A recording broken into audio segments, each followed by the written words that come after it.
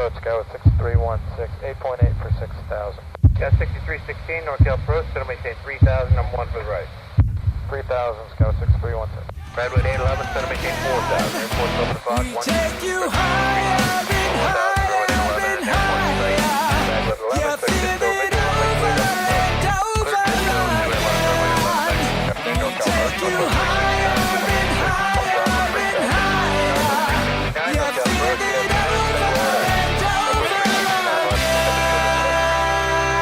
6 Roman Carefly, runway heading, runway 5. Let's take off. Check! Hey!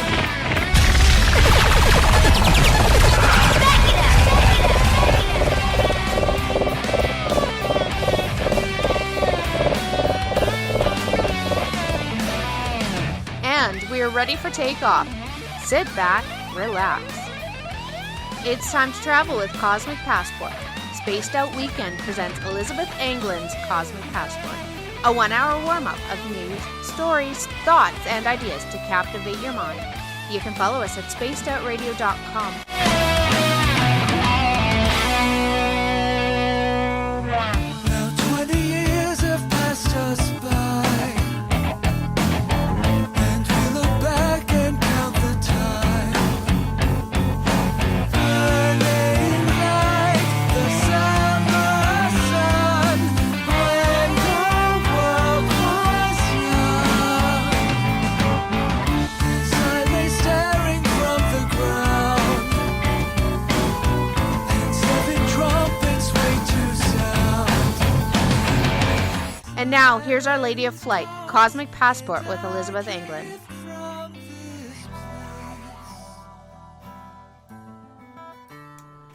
Well, it's not really Elizabeth Anglin. Poor Elizabeth. She's under the weather, and I'll be Elizabeth this evening. Welcome to Spaced Out Weekend. It is I, James Tyson, still broadcasting from my little old log cabin on the 13th floor of the Spaced Out Radio Network, here in the paranormal portals of the lower left Canadian coast, just a little bit above Seattle and a lot below Alaska. So we welcome everyone, and my friends at, I shouldn't name all of them. There's 130,000 of them, but 144,000 light workers. Love you guys when you tune in. I want to also welcome everybody in the Spaced Out Radio, or the SOR chat room tonight. They're space travelers, and they're hanging in there, probably waiting for Elizabeth, but it's going to be a long wait. Hello, Andrea. Hello, Cog. Hello, Michael. Hello, Newman. Welcome, everybody. Tonight, we have a great guest coming on in an hour. He is Derrick Faust. And now, Derrick, has got a pretty decent background. He was in the United States Navy, doing security over in the Gulf for a few years, and he has been visited by Multi-Dimensional Light Being. So I'm stoked to have him come by in an hour and tell me what the heck a Multi-Dimensional Light Being is.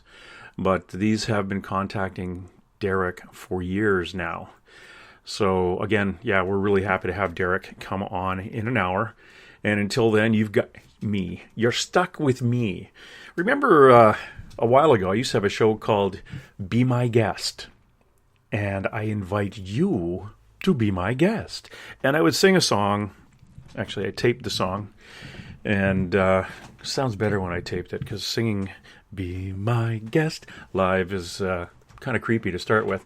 But if you have anything to say, or you have a question to me, you can ask. Anything you ask in the chat rooms, could you put it in capital letters? Just put it all in caps so I know you're not just saying hi to Bob and Bob saying hi to you and you're all getting all kind of lovey-dovey in my chat room. But some people are you actually using it as a singles club, Gloria? Are you? I'm going to get this show into the chat room because I'm getting nagged because it's not there already. Oh, I don't know these people. They all get too excited about what's going on, and almost like I'm supposed to do this. Oh yeah, I am supposed to do it. Sorry, ladies and men, but you now have a link in the Spaced Out Radio Space Travelers chat room. Everything is live. Everything is up and running, and love to have you come in and see what we're doing this evening. Again, we have Derrick Faust coming out in an hour to talk about his contact with multi-dimensional light beings. If during this broadcast at all you are visited by a multi-dimensional light being, please call in, because I'd like to know what the heck those things are. So, Chris in the Spreaker chat room, and to all my SOR space travelers on Facebook, welcome. And for everybody else who's out there tonight and tuning in, and for those of you on the Eastern Seaboard, what the heck are you doing up so late? It's 1 o'clock in the morning on a Saturday. It's a long weekend. Yes, it's a long weekend, and you do deserve it. I hope you have been remembering those who have been lost this Memorial Day weekend.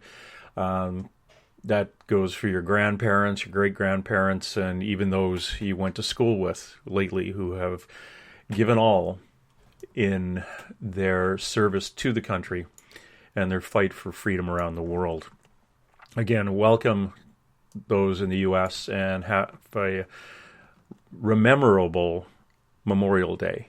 I always hate to say have a happy Memorial Day, but I guess you can. It's celebrating those who have passed and those who are still here with us, and just remembering the sacrifices that people have gone through in their lives. And it's a sad thing that we have Memorial Days. Someday we are going to, I hope, get out there and not have to worry about war. And I hope that's sooner than later. Again, if you actually want to drop by and talk to me, you can. I will bounce out a phone number here relatively quickly, and we will get on with it. I am just posting the live show on a couple of other websites, so we get the people listening, and we can crank it up a little bit more. I'm splitting the screens up here in the log cabin, so I know who's on first and where everybody is.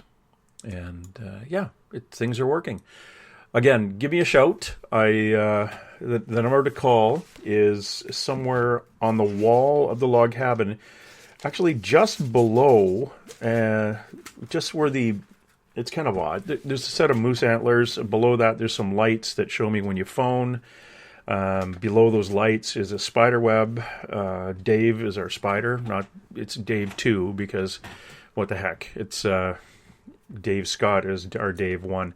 But if you give me a call at 1-575-694-6634, again, 1-575-694-6634, or if you're on Skype, and you can get a hold of me at James_Tyson32. James_Tyson32, which was the number I had on my lacrosse jersey when I was a kid.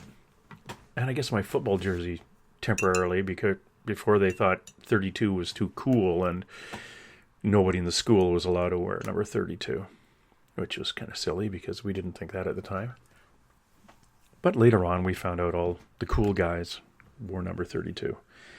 And unfortunately, in my high school football team, not a lot of cool guys. Well, there was me. So again, give me a shout if you want. It'll come right through to the screen here, and we'll get you on, and you can ask me anything, or you can bring up something that's gone on with you. Have you ever had a bump in with a multidimensional light being? Have you had a bump in with any type of being that really isn't from this planet, or what you would think is from this this dimension. These are the things I'd like to know. I myself, I've seen ghosts. I've heard ghosts, or what you and I would describe as a ghost. But honestly, interdimensional light beings. First of all, light being is a completely different term for me, and I got the interdimensional part, but a light being, no. I've got a couple of spirit guides that I've been told by people that are ETs, so extraterrestrial spirit guides. They're very tall and blue, which was probably helped me in my basketball game when I was younger. I had these tall blue ones hanging out with me. But, the light being thing, this is going to be good, because I'm going to wonder what these things are and who gets lucky enough to have them come, kind of drop in year after year and kind of check in with you. And now I know there's going to be some people out there who are going to say automatically, well, those are demons. They're all trick. We get into that whole biblical debate of demonic, and they trick you. So whatever you see that's on the other side is obviously demonic, and it's Satan tricking you into thinking it's something good. But I really don't buy into that. That's a lot of work. That's a lot of work for Satan to do that. And, my feelings on the whole Satan and hell, I think Satan was very, very busy right up all the way through the Old Testament. And as soon as one of the masters were executed, that being Jesus, like if you were an all spiritual being, if you were the Spirit, if you were God, and you sacrifice your son for our human sins, why would you still not be allowed to sin after that? Kind of odd. You kind of threw away your kid, which is, I don't think is a really good. Mind you, if you read the Bibles back then, the Old Testament, they were cutting kids up. They were, kids I don't think were that important. Mind you, they had a lot of them, because they lived to 300 years, so why not procreate with all the wives you had and move on? Yeah, it's kind of cool. It's kind of cool. I'm going to bounce into some of the paranormal news that's gone on in the last little while, and these are things that really just pop up. You can go to a number of paranormal news outlets, and you have to take the information that they're putting out there for what it is. It's just it's second and third hand information, and it's very interesting to listen to, but again, take it all with not really a grain of salt. But you do understand that this is a a lot of these people cannot drill down into where this information actually comes from, and you don't have a really good sit down and interview. And when I say interview, I'm doing air quotes right now, because I would interrogate softly somebody who's reporting something just so I can get it, figuring out. Now there is a passage from the Dream Pool essays, which was written in 1088 AD. Now, that's a while ago. That was, before I get into more of what the passage, or what the Dream Pool essay is, in the passage called Strange Happenings, it contains a particular account of an identified flying object. Now, a guy named Shen wrote that during the reign of Emperor Renzong, which is 1022 to 1063 for those of you who are making notes and anticipating an exam, an object as bright as a pearl occasionally hovered over the city of Yangzhou at night, but described first by local inhabitants of eastern Anhui And if my mainland Chinese isn't that good, I apologize. And then in Shangzhou, Shen wrote that a man near Xingkai Lake observed this curious object. Allegedly, it, and here's the quote, opened its door and a flood of intense light like sunbeams darted out of it. Then the outer shell opened up, appearing as large as a bed with a big pearl the size of a fist illuminating the interior in silvery white. The intense silvery white light shot from the interior was too strong for the human eyes to behold. It cast shadows of every tree within a radius of 10 miles. The spectacle was like the rising sun, lighting up the distant sky and woods in red. Then, all of a sudden, the object took off at a tremendous speed and descended upon the lake like the sun setting. Now, Shen went on to say that Ibo, a poet back then, wrote a poem about this pearl after witnessing it. Shen wrote that since the pearl often made an appearance around Fanlang in a province in China, the people erected a pearl pavilion on a wayside where people came by boat in hopes to see the mysterious flying object. Now that was written in 1088, and you can see as if somebody in 1088 is trying to describe even just a light bulb as being a fist-shaped pearl where light came from. Now, the Dream Pool essay or Dream Torrent essays were written in Chinese because those were the guys who are writing them, and it was written. It was an extensive book written by the Han Chinese polymath genius scientist statesman Shen Kao.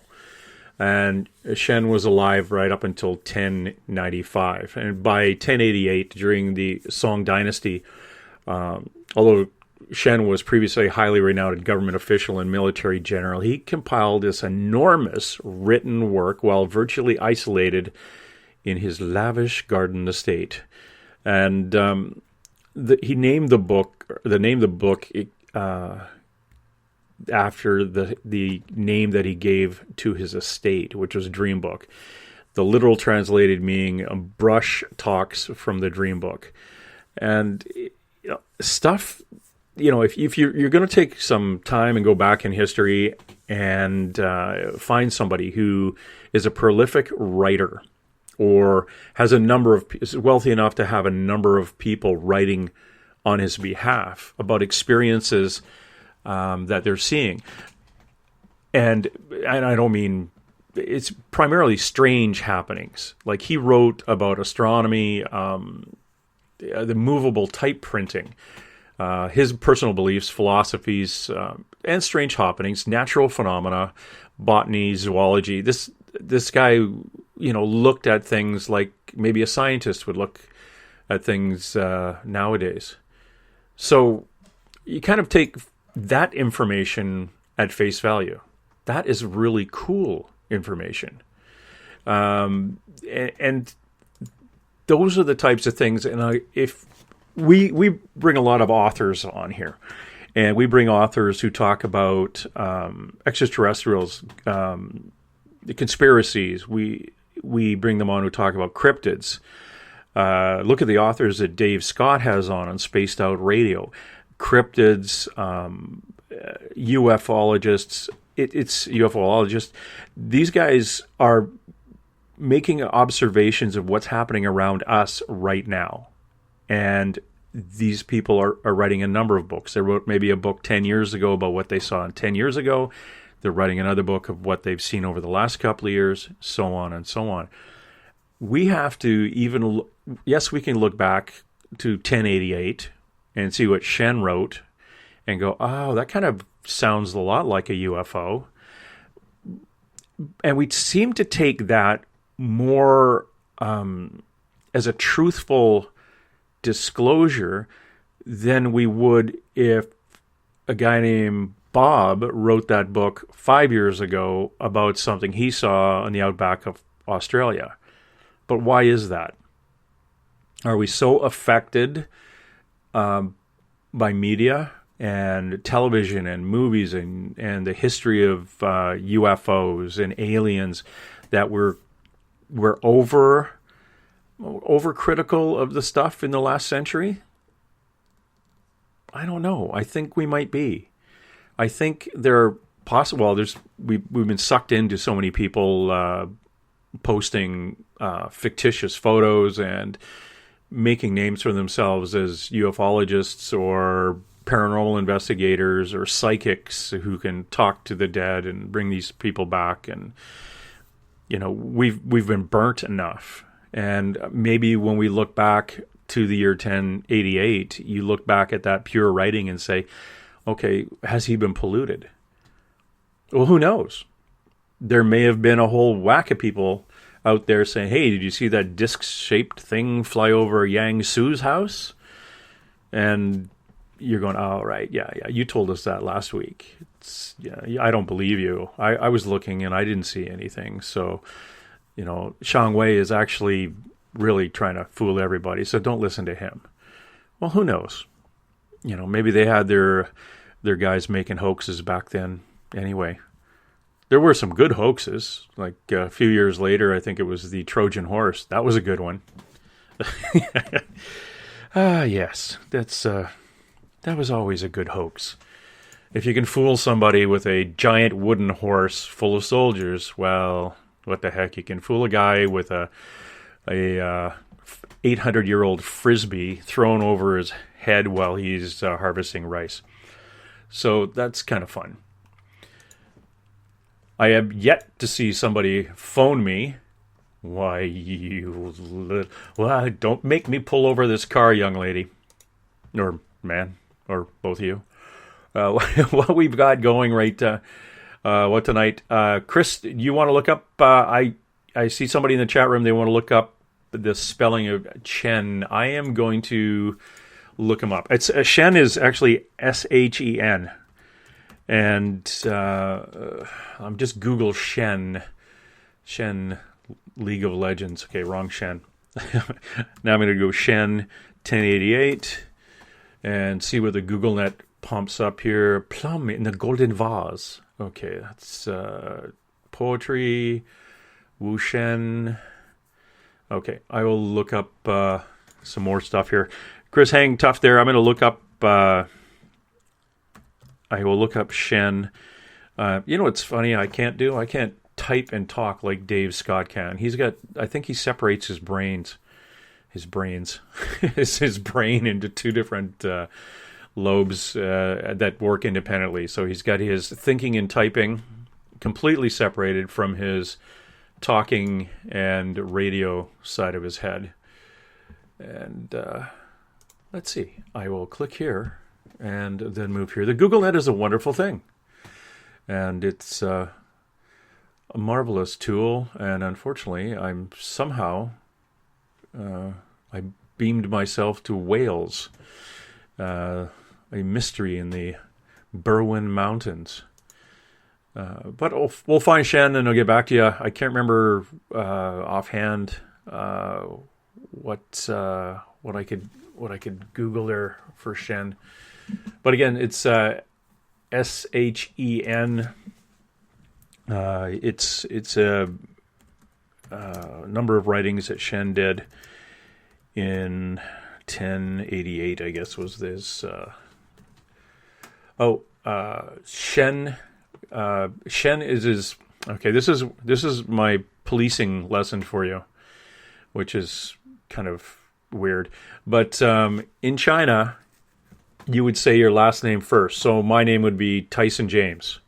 So when I say Shen Kao, is actually his first name is K-U-O, Kao, and his last name is Shen, but you'd say it Shen Kao. So that would be what you'd look up, Shen Kao. And there's a couple of Wikipedia pages on him. And I just opened here one up. And yeah, it's got a list of all the stuff that he was interested in: art, beliefs in philosophy, movable type, archaeology. Imagine being an archaeologist in when was he born? 1031 to 1095. like you go in the backyard and instead of digging up dinosaur bones, they'd still be on top of the ground. That'd be kind of cool. Save a lot of wear and tear. It's perfect, and that would be a really cool way to do archaeology. You wouldn't have to like dig a hole. You just dig out. In fact, you could probably call a dinosaur from your backyard, and they would come running. Or what the heck? You'd probably call call a unicorn. Oh, they lived in North Korea, according to the North Koreans. So that's kind of interesting with those. So I'm going to bounce over some other ufological news. This is brand new. This comes from 1974 in North Wales. About 8:30 p.m. on January 23rd, 1974, people reported hearing a huge bang. Earth tremors were felt amid claims of a brilliant light in the sky above the Berwyn Mountains. At the time, families of the villages of Landerfell and Landrillo were settling down to watch TV when an explosion was heard and the ground shook, which measured 3.5 on the Richter scale.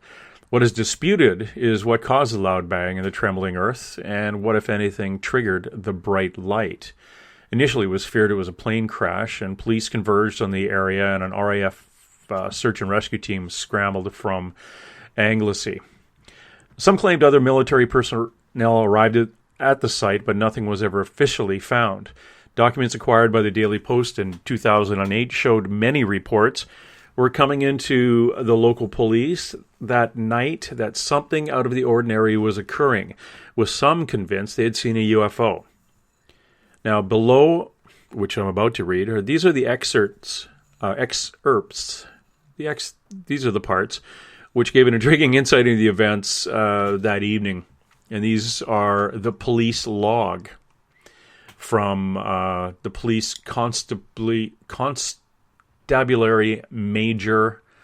The police force is in a town called Gwynedd in Wales, and it's the major incident log, and it's listed explosion 21:10 p.m. PC receiving 999 calls of a UFO. Maybe they just couldn't get up to 1,000. You'd think the guy would just add one on there just to even it out. Anyway, a witness who saw an object on the hillside said in a statement, saw bright red light like a coal fire red, large, perfect circle like a big bonfire, could see lights above and to the right and white lights moving to the bottom. Light changed color to yellowish, white, and back again. Interesting. A message in a police log said there's been a large explosion in the area and there is a large fire in the mountainside. I can see the fire where I am. Now, a telex was received by the chief constable at 2200 hours. Approximately, this person saw bright green lights and an object with a tail traveling west and saw heading toward Bangor, which obviously is a place in Wales somewhere, and then it dropped down, and approximately the same time saw a circling light. Another witness saw circling light in the sky, an estimated height of 1,500 feet. This object exploded, and pieces fell to the ground. The witness estimates the pieces would have fallen into the sea between Liverpool and Rhyl. That's Rhyl in northwest Wales. Now, there was a key witness, retired nurse Pat Evans, insisted she saw something strange on the mountainside. At the time, she said it, which was the object, couldn't have got there in any other way apart from being flown there. So it had to be a UFO of some sort. Now, she was talking about something that could only have got there by flying and landing. Ms. Evans was living in Landerfell near Bala, which is always nice to know where these places are near that I have no idea what they are. It's one place that I don't know near another place that I don't know. And she goes on to saying anyway that we just saw this huge ball of glowing and pulsating on the mountain. Some lights seemed to be scattered around it. and I just wish we had stayed to see what the end result was, whether it would just disappear or fly away. We didn't see anybody on the road, even though there were various reports that we were told to go away by armed police and military, which was totally untrue. We heard an almighty bang, and we live at the foot of the mountain, and I thought it might have been a plane crash. Me being a nurse and my girls being St. John's ambulance, I thought we could help. And she told how the object glowed orange-red and was moon-like, but without windows or doors. Ms. Evans added she had never seen anything like it before or since and has no idea what it was. Now, to further add the mystery, a document from the Maritime and Coast Guard Agency revealed that a military operation codenamed Photo Flash was scheduled for that evening. It involved about 10 military aircraft and a series of powerful flashes across North Wales coast and Liverpool Bay. Now, the Maritime Coast Guard Agency letter said during the late afternoon and early evening of the 23rd of January, 1974, there was an exercise from Jerby Range on the Isle of Man.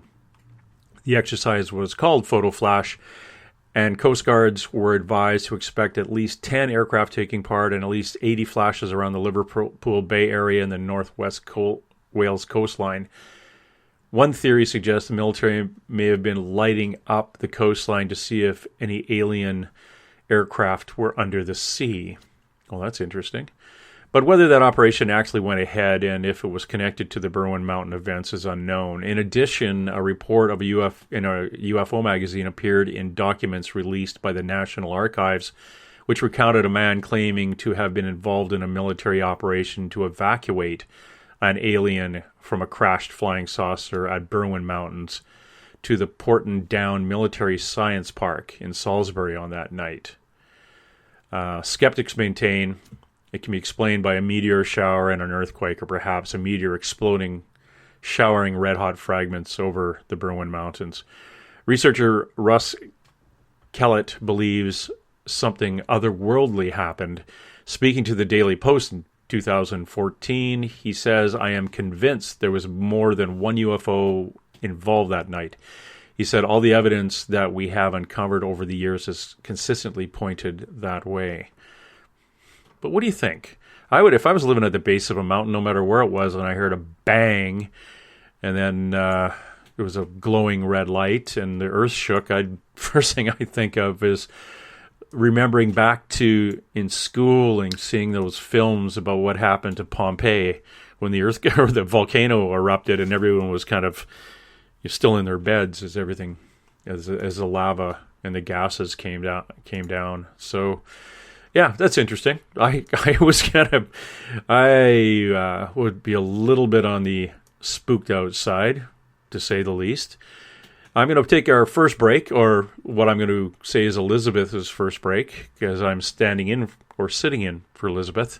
We're going to be right back for another half hour right before we go to Derrick Faust right after this. Hi there, this is Dave Scott, and I would like to invite you to listen Monday through Friday right here on Spaced Out Radio. 3 hours a night of the top stories with the top guests, ranging topics from UFOs to ETs, ghosts to Sasquatch, and everything in between. We are live every night, 9 p.m. Pacific, midnight Eastern. So come on in and take a listen at spacedoutradio.com. Spaced Out Radio will take you out of this world. Have you ever had an extraterrestrial experience? One you just couldn't explain? Well, maybe I can help. Hello, I am Samantha Mullet. On the second Tuesday of each month, I will join Dave Scott on Spaced Out Radio to bring a human aspect to ET contact. It's something I've lived with my entire life, and I'd love to help you understand. Let's share our experiences. The ET Experience, the second Tuesday of each month, only on Spaced Out Radio. Fairies? Bigfoot? Dogmen?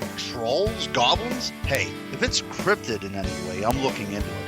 Hi there, this is author Ronald Murphy, also known as Spaced Out Radio's Crypto Guru. Join me every second Wednesday of the month on Spaced Out Radio with Dave Scott, where we will talk about the stories people call tall tales. I will fill you in on the latest sightings and the hidden histories that are causing quite a stir. You can find everything at spacedoutradio.com. Hi there, this is Jolene with Rivulet Reiki and Readings, and I want you to relax. Let me help you chill out and get in touch with your body, mind, and soul. In this busy world, sometimes we need to let go, and this is where I can help.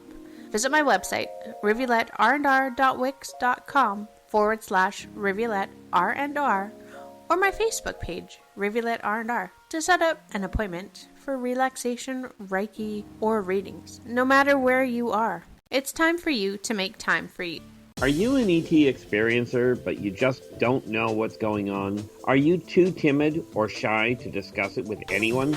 Maybe I can help. Join me, R. Keith Andrews, the first Friday of every month on Spaced Out Radio, and I will help you to find the answers you're looking for. Together, I will help you understand the off-worlders and the true meanings behind your experiences. All you have to do is join us in the Spaced Out Radio chat room. See you there. Hi there, this is your psychic medium Joanna, and I would love it if you would join us every other Sunday on Spaced Out Weekend. With host James Tyson, we'll bring you personal psychic messages on two mediums and a large. Questions about love, life, career changes. We would love it if you would come and join us live. Call in and listen in for the experience. Allow us to open the doors to your other side. Two mediums and a large, heard only on Spaced Out Weekend at spacedoutradio.com. Would you like to become one of our space travelers? All you have to do is click on the Space Travelers icon at spacedoutradio.com. For only $5 a month, you can get access to some great prizes, as well as private monthly shows, newsletters, and a members-only section on our website. Become a space traveler today. Are you interested in advertising on Spaced Out Radio? Head to our website at spacedoutradio.com and click on our advertising tab. There you will find an assortment of ways you can get your product out there with us. From the radio, commercials, to banners, to social media. Have a product you'd like our host to endorse? We can do that too. Visit spacedoutradio.com for more details. Spaced Out Weekend and Cosmic Passport can be heard every Saturday and Sunday night, starting at 9 p.m. Pacific, midnight Eastern Time. We're always 3 hours a night, 7 days a week. And you can listen to Spaced Out Radio Monday through Friday as well. If you would like to advertise with us, go to our website, spacedoutradio.com, click on the Advertise with Us banner, and find the package that best suits your advertising needs. Welcome back, everybody. It is I, James Tyson, in for Elizabeth Englund. She is under the weather tonight down in New Mexico. Probably not a great time in her small town to be under the weather and trying to sleep. A Memorial Day long weekend, she says, with all the Harleys with baffleless exhausts racing back and forth down the main drag she lives on. So, kind of feel for her. And then tomorrow I'm actually out on my Harley in a ride supporting, well, it's an anti-bullying ride. And there was a young lady in, a couple of miles from here named Amanda Todd. Now, Amanda was befriended by a guy, I think, over in, I want to say Holland. One of those places. One of them places way over there. He befriended her and he's one of these guys that finally talked the young kid into taking a picture of herself and sending it to him discreetly, at which point he started to blackmail her. And she ended up doing a little video on her social media, and she committed suicide as a result of it. It's if you Google Amanda Todd, goes through her suicide and the cyberbullying, and there is a trust that's been put together for her to fight against bullying. And Carol Todd, her mom, who's been on Oprah and a few other programs talking about this. It's sad. This Dutch guy, he was a Dutch guy. He was a 35-year-old guy, and he would do this to a number of girls just by befriending them, saying that I'm 15 years old and it's not a big deal. And Yeah, it is pretty sad. So tomorrow we have a motorcycle ride to support the anti-bullying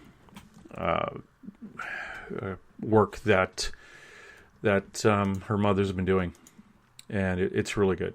We ride for the Amanda Todd legacy, and that's tomorrow out here in Western Canada. I think there might be. I'm thinking there might be some other rides around North America for that too, but I'm not really sure. But we'll see. We'll see when I get out there tomorrow. Yeah, it's a good cause. My motorcycle group does a lot of charity rides for these.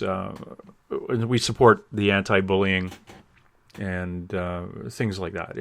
They're still trying to get the Yahoo extradited who was blackmailing her, and basically it forced her to commit suicide. But it's horrid. It's a horrid story, and that's what I'm doing tomorrow. Anyway, that's my. I don't know how I got off on that tangent, but that's what I'm up to.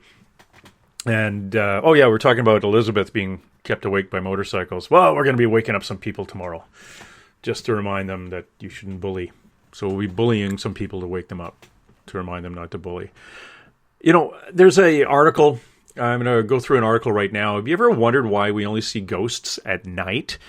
Well, have you ever woken up in the middle of the night and seen strange or moving shadows, or been alone in a house at night and seen something moving out of the corner of your eye?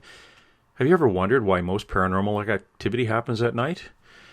No, it's not because the spirits want to scare the crap out of you. No, paranormal activity happens throughout the day and night, and we aren't just seeing it until nighttime.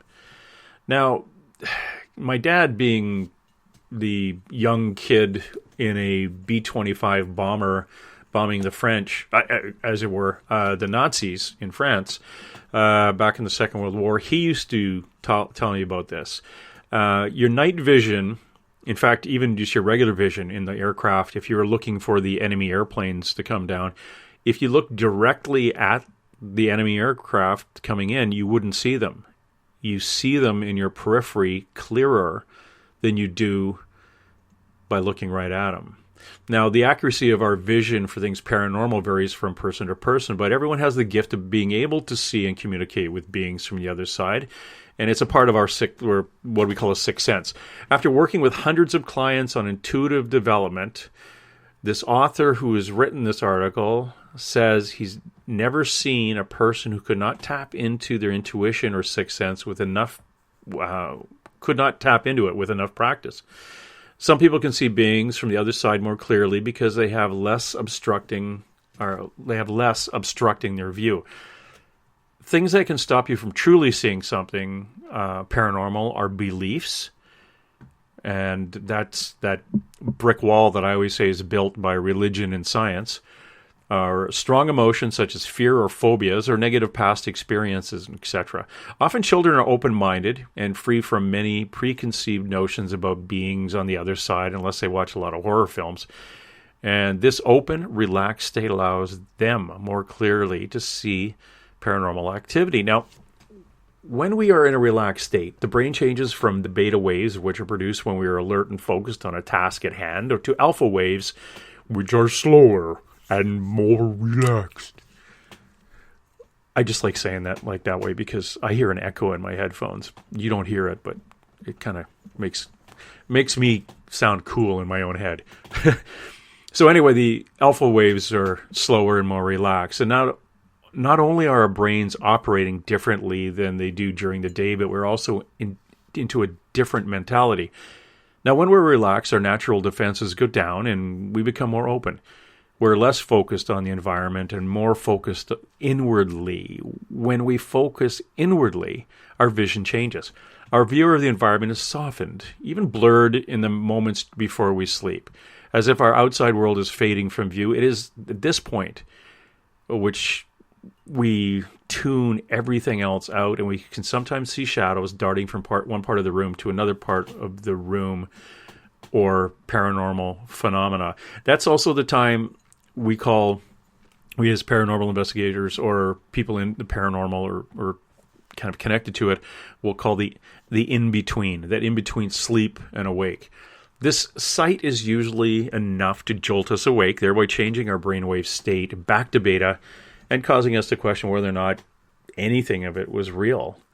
But our entire perception of real changes when our brainwaves change again.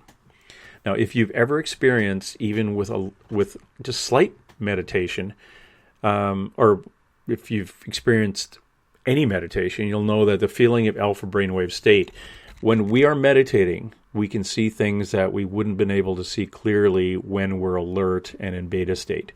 We can see colors, sights, sounds, and beings from the other side in basic guided meditations that are wonderful while experiencing them, but are somehow less believable the second we pull ourselves out of that relaxed state. Now, in our dreams, we're functioning in even deeper brain wave states like delta and theta. And in those moments, our dreams feel real to us. Now, the author's point is that as your brain waves change, your perception of reality changes with it. There are times when our imagination takes over and creates visions in our mind which feel very real and sometimes very scary. And we can imagine shadows and ghosts and all sorts of terrifying paranormal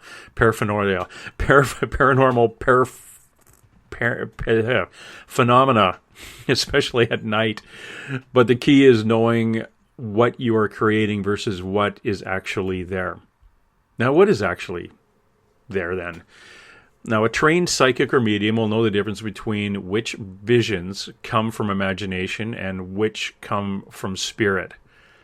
One key difference is that visions from your imagination or ego are always rooted in fear. For example, we imagine that something is hovering over us while we're asleep and that it wants to harm us, or we feel something following us upstairs in the basement and we have to fight back the urge to run from it. Now, these feelings are rooted in fear and are thereby a product of your imagination. And if you're like me, you have an overactive imagination, and I would just run up the stairs anyway.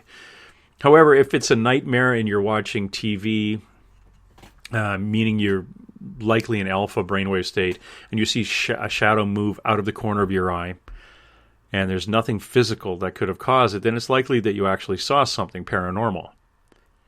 If you're in bed and you feel goosebumps as if someone was caressing your arm or your cheek suddenly tingles for a few moments as though someone were kissing you goodnight, then you're actually witnessing something paranormal. These are often your spirit guides or loved ones from the other side watching over you and wanting to let you know that they're there and you're okay. If you can suspend judgment and determine whether or not your vision or feeling came from fear, then you can accept that you've seen something paranormal.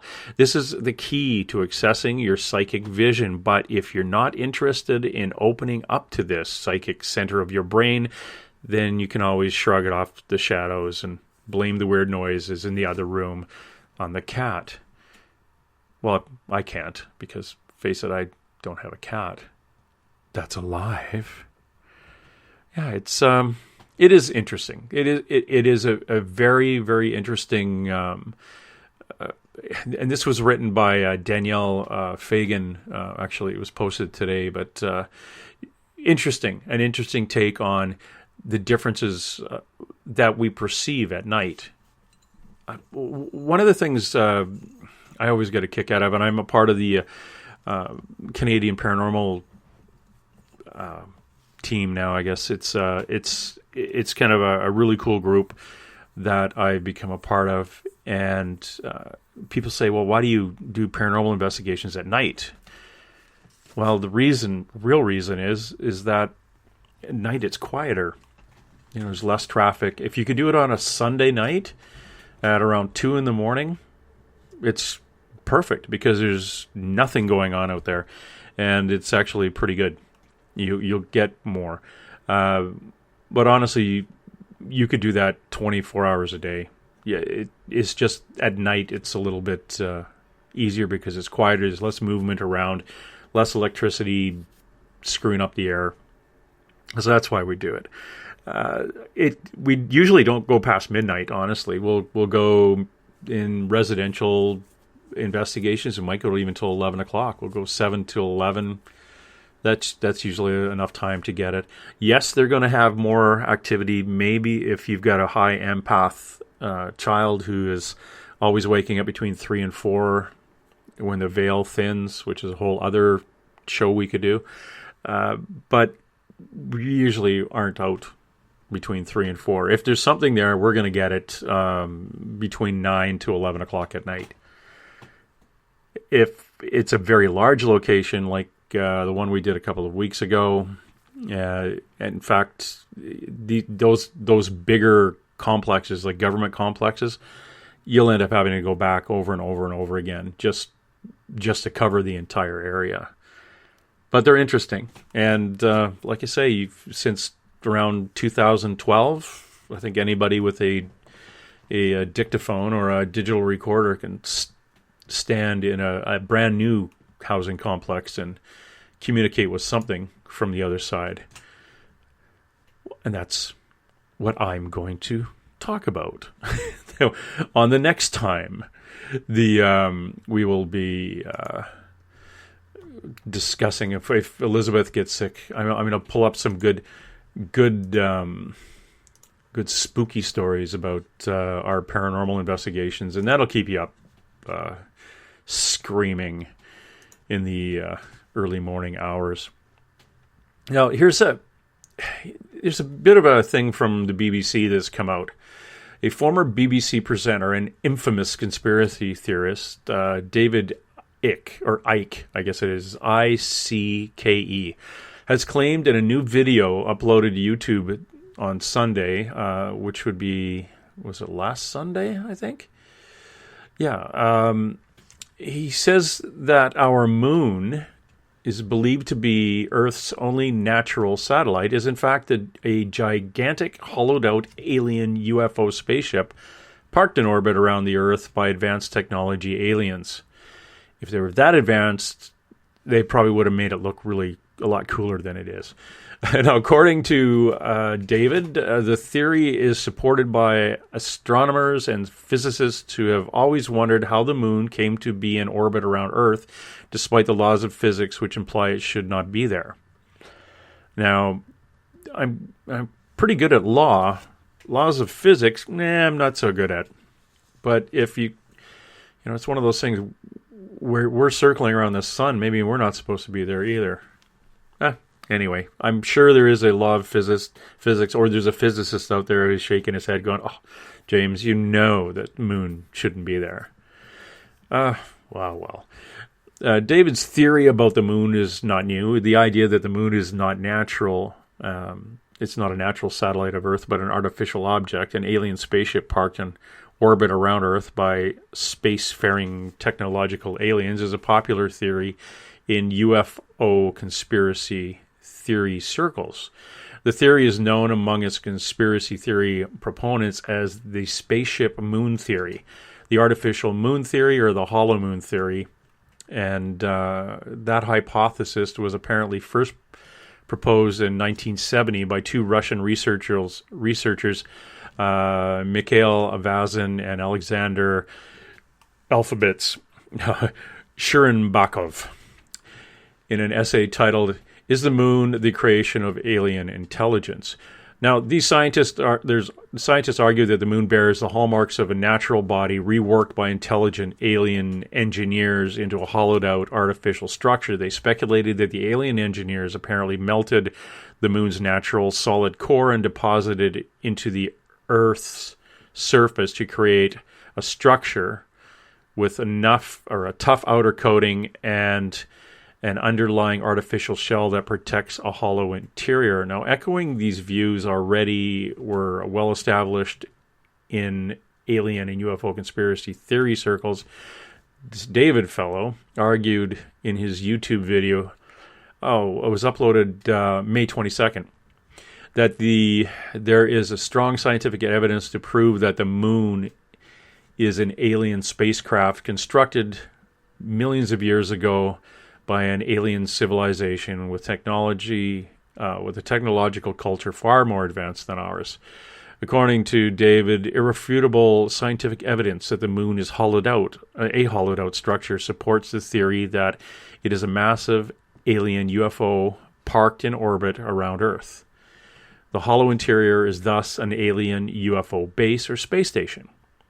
He also argued that scientists have always been puzzled by the unusual size of the moon. According to him, scientists are unable to explain how a small planet such as Earth was able to capture a massive body in the like the moon in its orbit. Now, scientific calculations, according to him, show that the moon should be about 40 miles in diameter, but it's nearly 2,000 miles in diameter.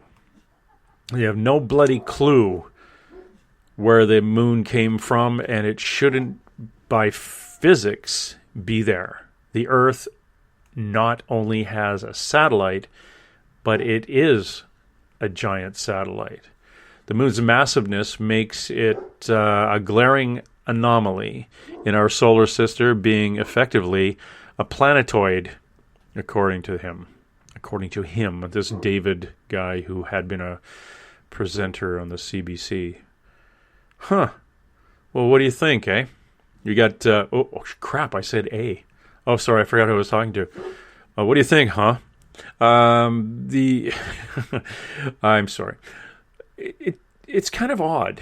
It's kind of odd. Now, he goes on to say, some scientists don't talk about the planet-moon relationship, but the planet-planet relationship. The moon is bigger than Pluto, he said. And then we get the hollow moon. This is what he's saying, and others have said it's hollowed out planetoid, which doesn't make any sense as I'm reading that. But notable scientists such as Isaac Asimov in 1974 book Asimov on Astronomy has also wondered on how the Earth was able to capture a body as large as the moon. Scientists obtained evidence that the moon is hollowed out when they crashed a spaceship on its surface, and it generated an explosion equivalent to a ton of TNT in November 1969. Scientists were amazed when sensors showed the shock wave of the impact ringing like a bell or a gong, suggesting the moon was a hollowed-out structure. A subsequent impact by a spacecraft equivalent to more than 10 tons of TNT also rang like a gong, and the reverberation continued for 3 hours and 2 minutes to about 25 miles deep, according to conspiracy theorists. Now, this Ike guy, or David Ike, was referring specifically to an experiment conducted by the Apollo 12 crew called a passive seismic experiment. They crashed the Apollo 12 lunar module on the lunar surface on November 29th, 1969, and astronomers and physicists were surprised at the reverberation generated by the crash, and it propagated for nearly an hour. Now, the experiment was repeated during the 1970 Apollo 13 mission. Is that the one? I don't know why Tom Hanks would do that. Anyway, the impact reportedly created a moonquake reverberation that lasted for more than 3 hours compared to only a few minutes during earthquakes. A NASA document about the experiment remarked that nothing comparable happens when object strikes Earth. And it's interesting. It goes on. This article continues to talk about it. But if you were to go on your Google net, Google "the moon isn't what you think" and look for David Ike, I-C-K-E, David Icke, David Ook, David Ike, this David guy, and it'd be kind of an interesting watch. Again, I'm kind of, I look at these guys as being the bearers of information based on information that they would like to share with us, as opposed to information that we can actually go out there and find, as it were. But who knows? I can't say it's not hollow. I've never been there. I'm pretty sure it would be really, really cool if a meteor strikes it, and we could hear it ringing from here. because that would be kind of cool. But we have things hitting our planet Earth every so often. We've got meteors striking it. We'll see. We'll see exactly someday what is going on here. But for now, I'm going to go over and see if I can wake up Derrick and get him coming on.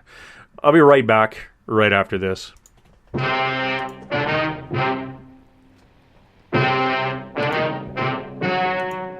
Ladies and gentlemen, the story you are about to see is true. The names have been changed to protect the innocent.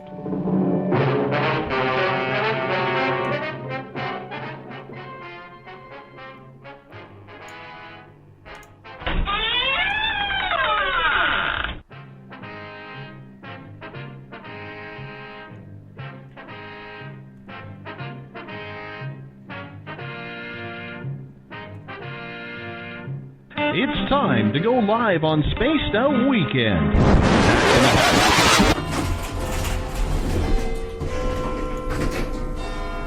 13, please. Oh, hi, Kevin. Oh, is that the time? Kevin, my friend, don't you find that watch just a little bit loud? Well, I certainly hope our buddy Bumblefoot is playing when we get there. Oh, you stinky big bundle of hair. I said Bumblefoot, not Bigfoot. Oh, it's going to be a long night. It's time to head to the 13th floor of the old log cabin for Spaced Out Weekend with James Tyson. You can tweet James at James Tyson SOR. You can find him on Instagram, Spaced Out Weekend, as well as on Facebook. On YouTube, our channel is Spaced Out Radio Show, and you can check out our website, spacedoutradio.com. And now, perched high in his captain's chair, way above the clouds, here's James Tyson. We the people have taken over. We the people are little brother. Standing by to dethrone each other. Watching you and watching me. Paranoid, the lens is our weapon. Desensitized in our lust for attention. Democratized by our voyeur obsessions. Watching you and watching me.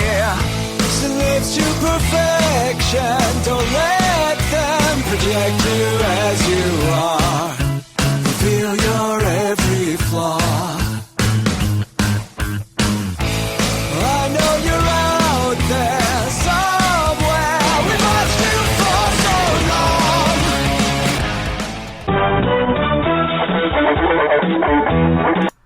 long. Okay, that was silly music that came on after there. Welcome, it is me again, and we are here broadcasting from that little old log cabin way up on the 13th floor of the Spaced Out Radio Network, broadcasting to you from the paranormal portals of the lower left Pacific area of Canada, or Cascadia, as we like to say, because we're completely separate from the rest of the planet. And tonight with me, I have a gentleman who is kind of cool, because I've been waiting to talk to him for a while, and his name is Derrick Faust. Now, Derrick is a experiencer. He is somebody who's actually been visited over the years by light beings, multi-dimensional light beings. Now, why? Well, let's find out. This gentleman, if you go to he has a YouTube channel, and if you are not following us on Facebook or through the chat room, I think, Derrick, we could probably just look it up right, if you Googled Derrick on in the Google net, you'd probably get a hold of him there, and just Google YouTube. And again, his surname is spelt. Oh, there, I'm doing my police work again. The surname Faust, Fox Alpha Uniform Sierra Tango. It's Faust, Derrick, Faust, and Google that with YouTube, and you will look at his story. It's fascinating. Derrick is a personal trainer, but had given a lot of time to his country in the United States Navy. And I want to say, Derrick, happy Memorial Day weekend. And I always freak out when I say happy Memorial Day weekend, because it's a day of reflection and to reflect on those that who are lost and who come before us, fighting for the freedoms of which we enjoy now. So I want to thank Derrick and bring him on in. Derrick, how are you? Hey, I'm fantastic. Thanks for having me on. Oh, it's a pleasure having you on. This is really cool. Now, I gave you a thumbnail introduction because you're actually a lot more than that. You know, you've done a lot of work in your life, and if you want to just tell my listener a little bit about who you are and like where did you grow up and what kind of other things have kind of went bump in the night in your life before we get into those light beings. Sure, yeah. So I grew up I was born in Ogden, Utah, and then when I was very young, I moved up to Park City, Utah, and was up there, graduated high school, stayed there a little bit past high school, and then I decided to join the military. When I was 22, I was an information systems technician in the Navy.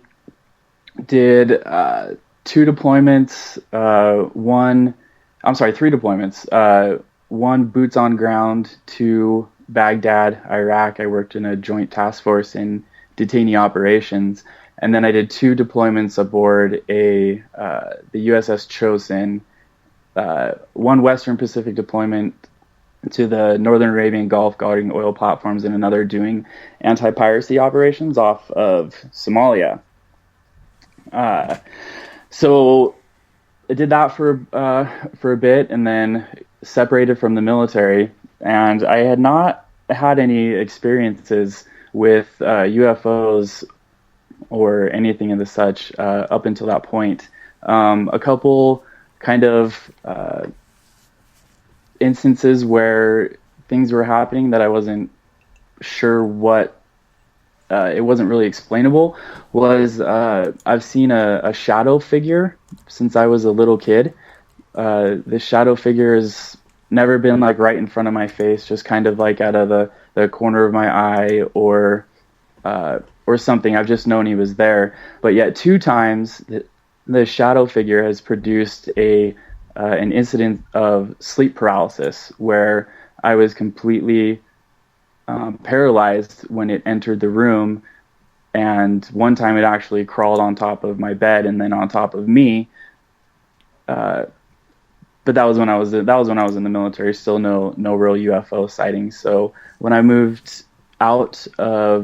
I got out of the military, I moved back to Utah, and that's where I started going to school and kind of continued on, and really where like my sightings kind of started to amp up.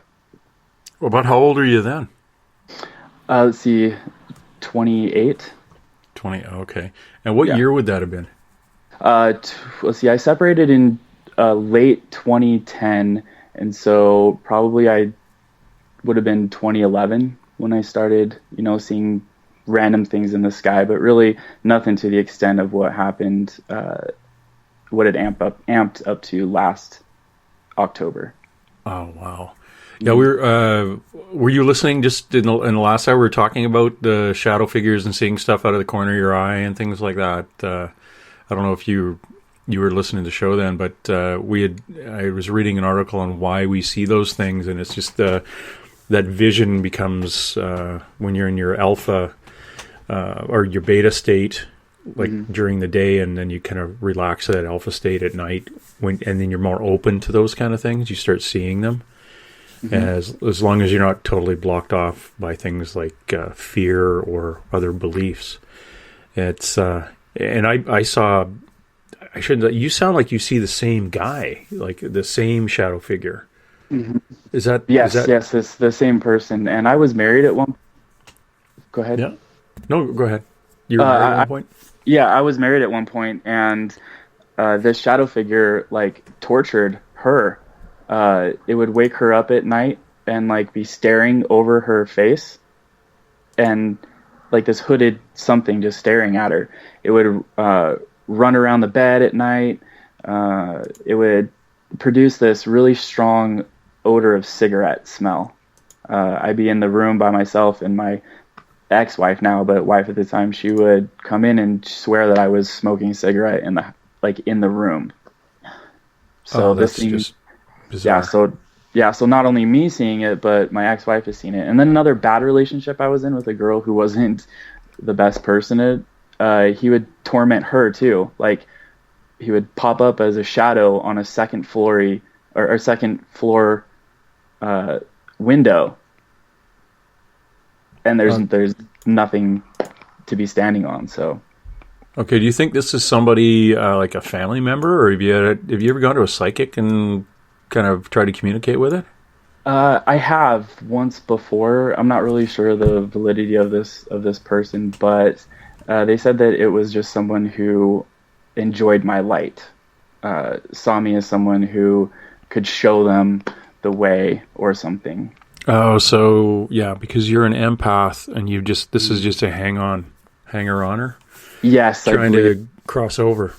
Yeah, something like that. Or it could be, someone keeping tabs on me from some program that I'm not aware of. I don't know. There's so many different options. That's interesting too. We have a psychic that comes on not tomorrow, but should be on the next Sunday. You should call in. Oh, I'm in. Yeah, it's free. She's friggin' awesome. My dad shows up and talks to her all the time. Oh wow, yeah. That would be so cool. Yeah. Well, I'll give you a shout then. We'll definitely I'll set something up for you. Now, beautiful.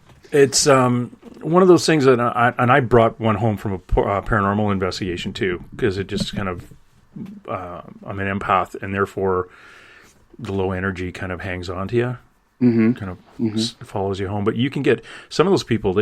Some people can you'll have 9 or 10 of them hanging around. That's what the old waking up between 3 and 4 in the morning because the veil thins and they're tapping you on the shoulder saying, "Hey, Derrick, wake up! I really need you to help me." I've had those. Yeah, the 3:33, 3:35 a.m. wake ups. Yeah, that's just when they can get closer to you. That's interesting. That is interesting. Yeah, you've got somebody. He's probably strong enough to keep all the other ones away because he thinks you're his. And you're also spending. Here's me being a psychic again. That whole thing with your relationships and why he was doing that.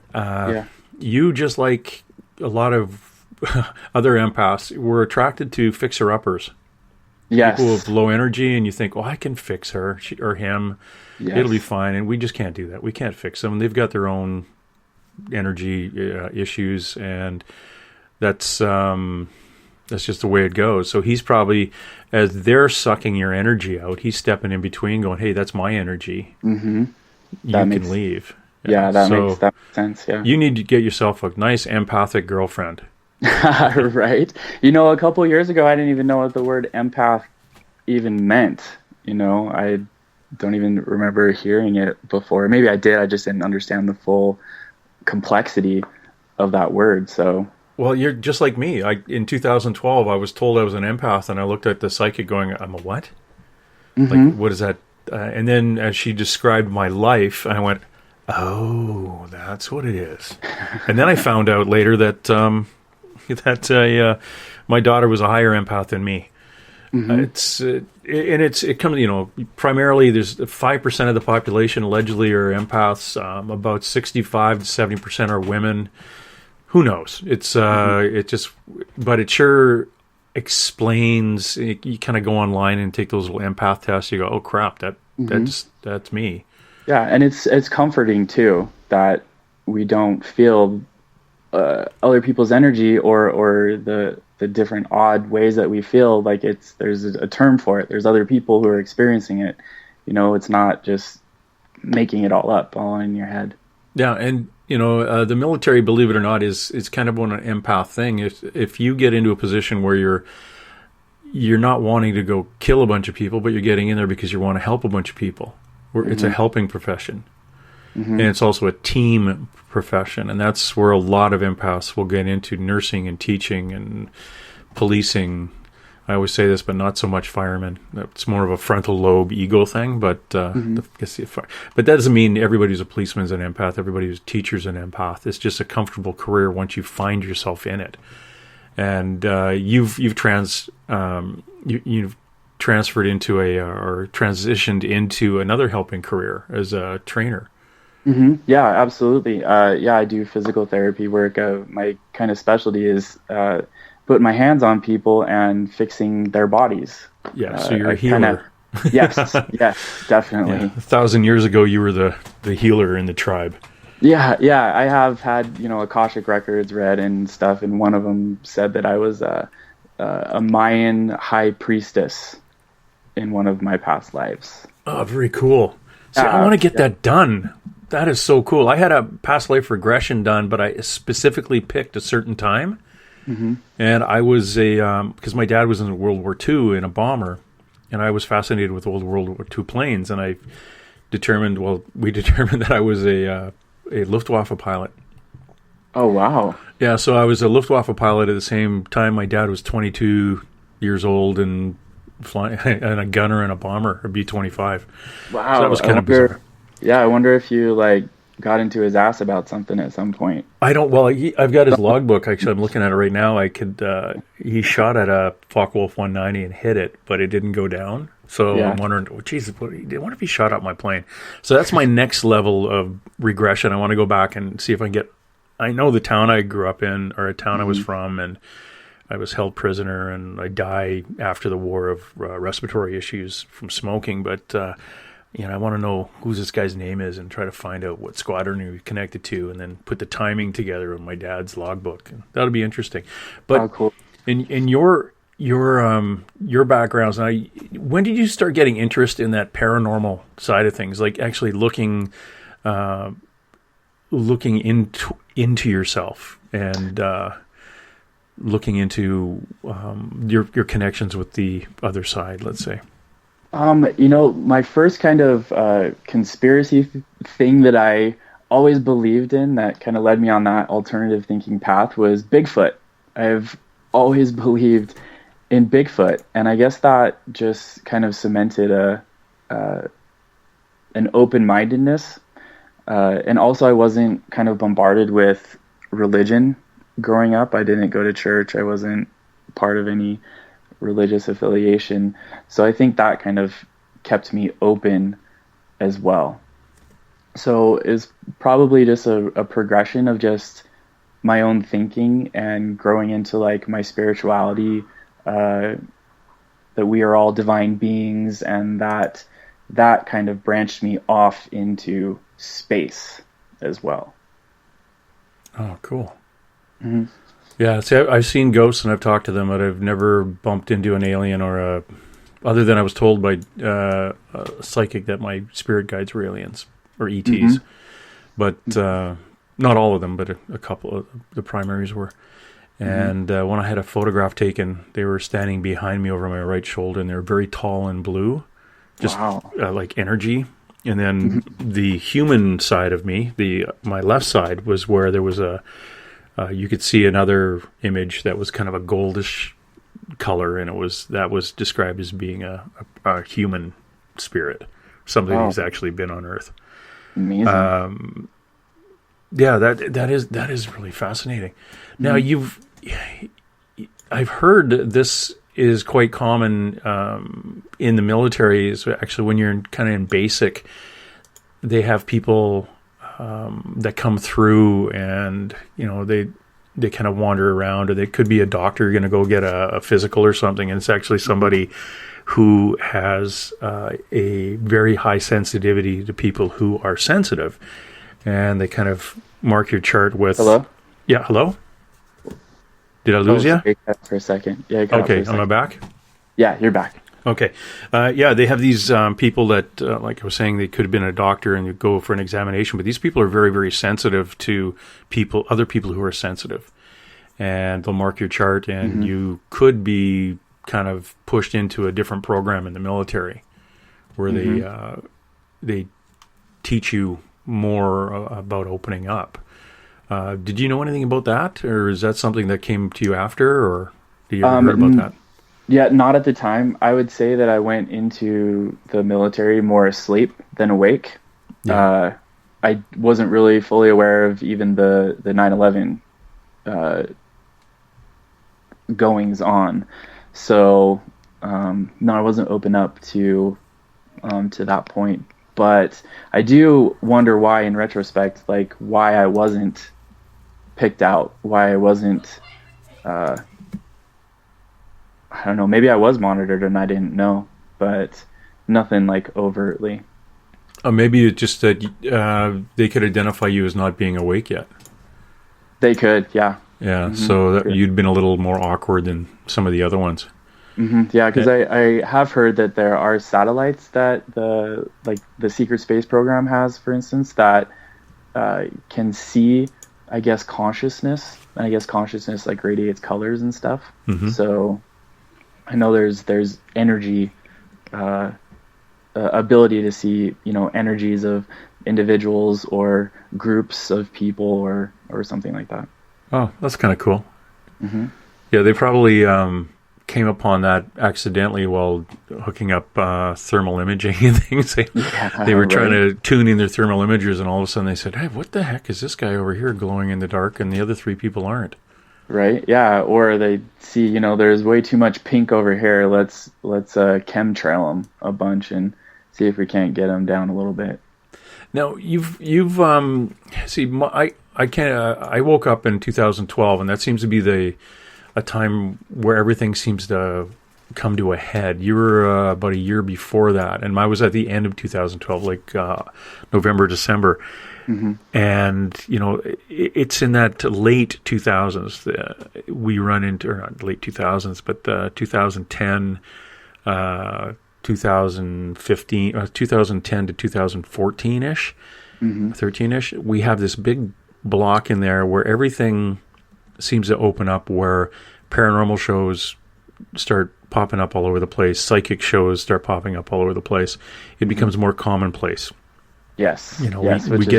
We get shows like this and Yvonne's, people talking about the paranormal more often, and it's like we were supposed to wake up at that point, and everyone is supposed to get some kind of idea of what's happening around us and opening up a little bit more. Now we've got people like you who through their entire life have been walking on that thin edge of the razor blade, falling either way.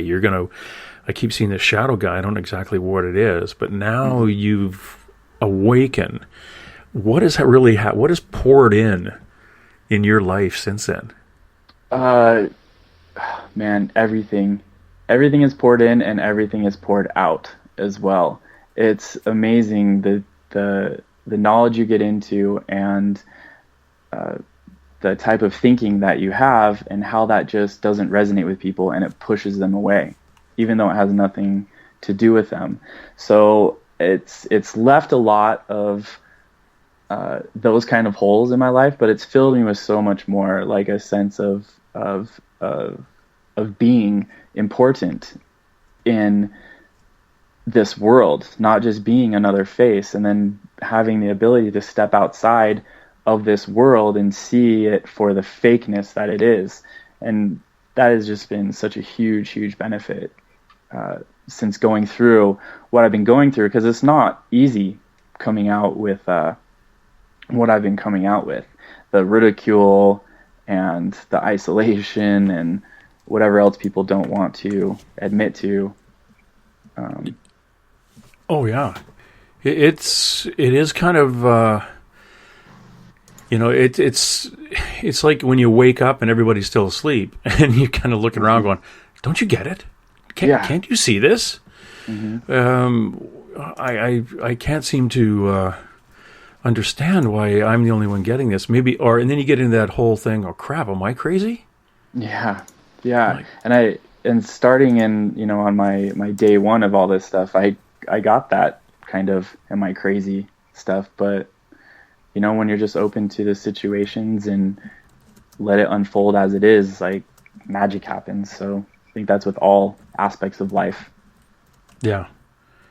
Do you have any other associates to kind of think the same way you do now, or are they all kind of looking at you like, oh, yeah, all right, there's Derrick. Don't start talking about aliens. Yeah. I think I have more friends and confidants via Facebook and online than I actually do in real life. See, I got lucky. I got my the ones around here are all kind of. I can actually come out and see them and stuff, and I think it's through the show. But you know, I carry a bunch of crystals in my pocket, and other people that I bump into too, and even people that come up out of the blue. I think I had a crystal it broke in two in my pocket. It was great. One was a kind of darker side of it. I can't remember what it was, and one was lighter, and it broke in two right perfectly. And I met these twins the other day, and they showed they were at the dog park, and they were picking up rocks. Their mom said, "Come on, let's go get your rock collection." And they had these little tiny 3-year-olds or 4-year-olds with rock collections. No, they were 5-ish. They were a little bit older because they could speak quite well, and I said, "Hey, I've got a rock for you." And I gave them both pieces of this crystal, and they said, "You can put it together." And the kids just were beaming, and the mom was like, "Oh, that's really nice of you." And I thought, well, that's probably why it broke, and that's why I had it. Yeah. Because this was coming. But I totally believe that now. Where, you know, prior to 2012, I'd be going, yeah, right. You know, all those things that I bumped into and, you know, got pushed by spirits and things like that, I just kind of wrote off as my imagination. But now I look back going, oh, crap, that was bizarre. Did you see anything, like when you were in the military, in the Navy, and you were doing, let's say you're doing the piracy side of things. Now you're on a ship, you've got a huge amount of energy created by a ship. You've also got the ocean moving under you, creating a huge amount of energy. Did you see anything on the ship? I did not. No?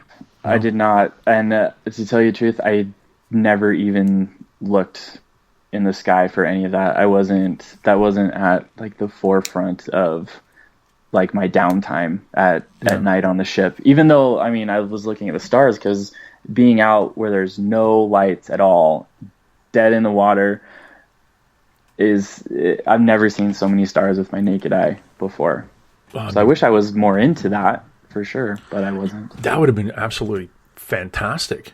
You know, somebody into that kind of thing. But, you know, you're young and you're on a ship and there's beer. So yes, on your downtime.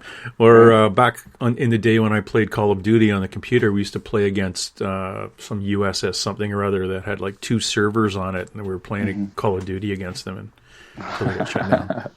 That's awesome. Yeah. So anyway, that would have been an interesting time of life to look back on with the eye that you're looking at now. Oh, now, absolutely.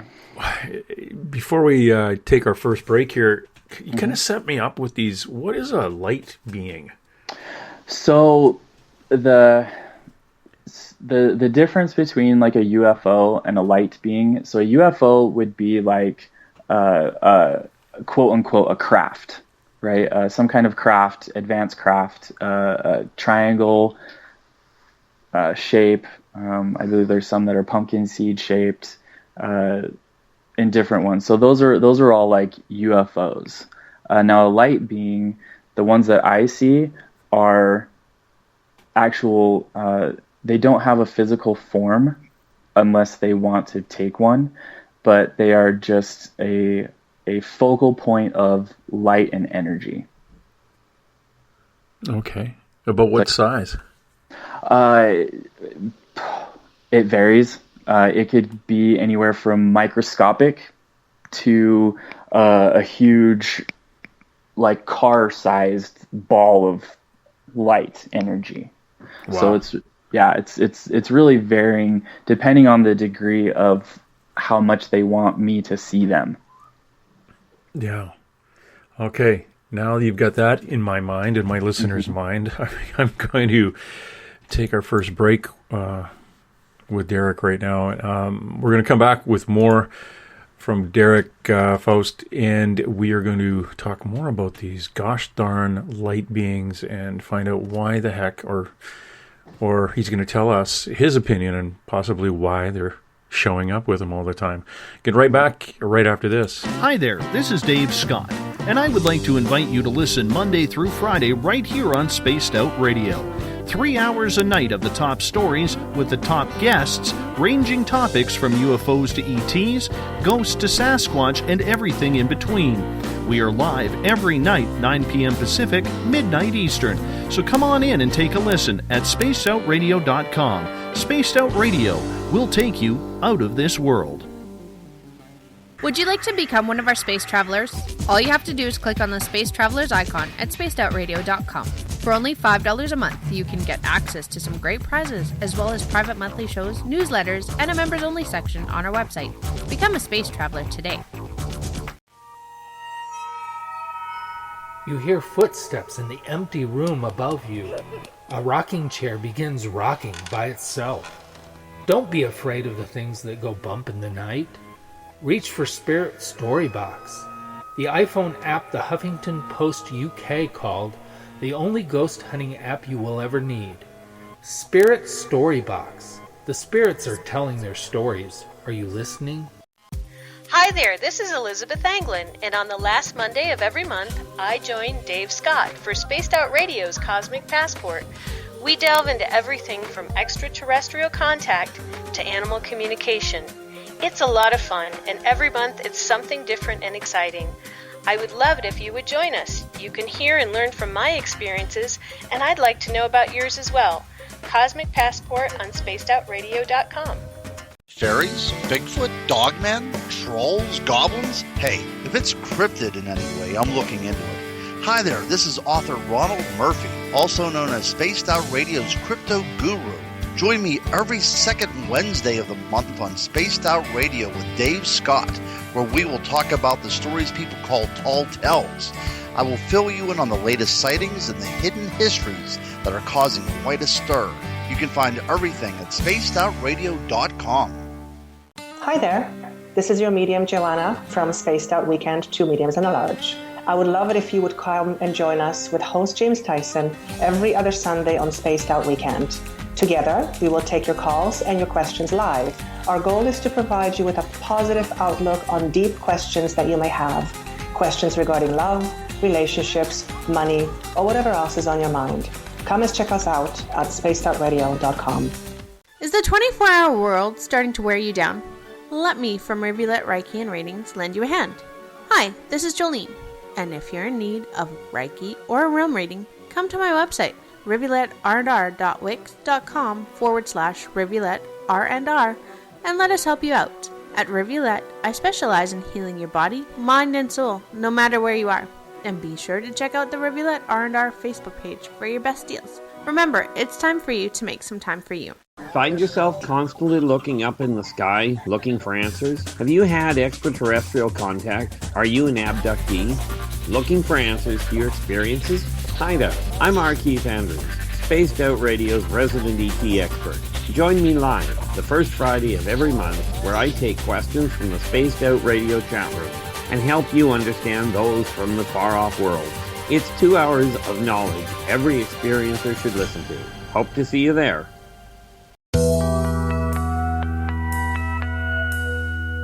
Spaced Out Weekend with James Tyson can be found at spacedoutradio.com. Head to our website where you can join the Space Travelers and sign up for your new membership. You can also follow James on Twitter at James Tyson SOR. Now, back to our paranormal guru, James Tyson. Welcome back, everybody. We're with Derrick Faust, who is our experiencer tonight. He has experienced multi-dimensional light beings, and the next 3 quarters are going to be Derrick describing just a few days in his life, a handful of days in his, I shouldn't say long life, you're a young guy, but it's a handful of days that have really stuck out. Just before we went to the break, Derrick, you were talking, kind of describing what a light being looks like, but tell the listener exactly what the heck is going on. What has happened? You mentioned the month October. What had happened in October?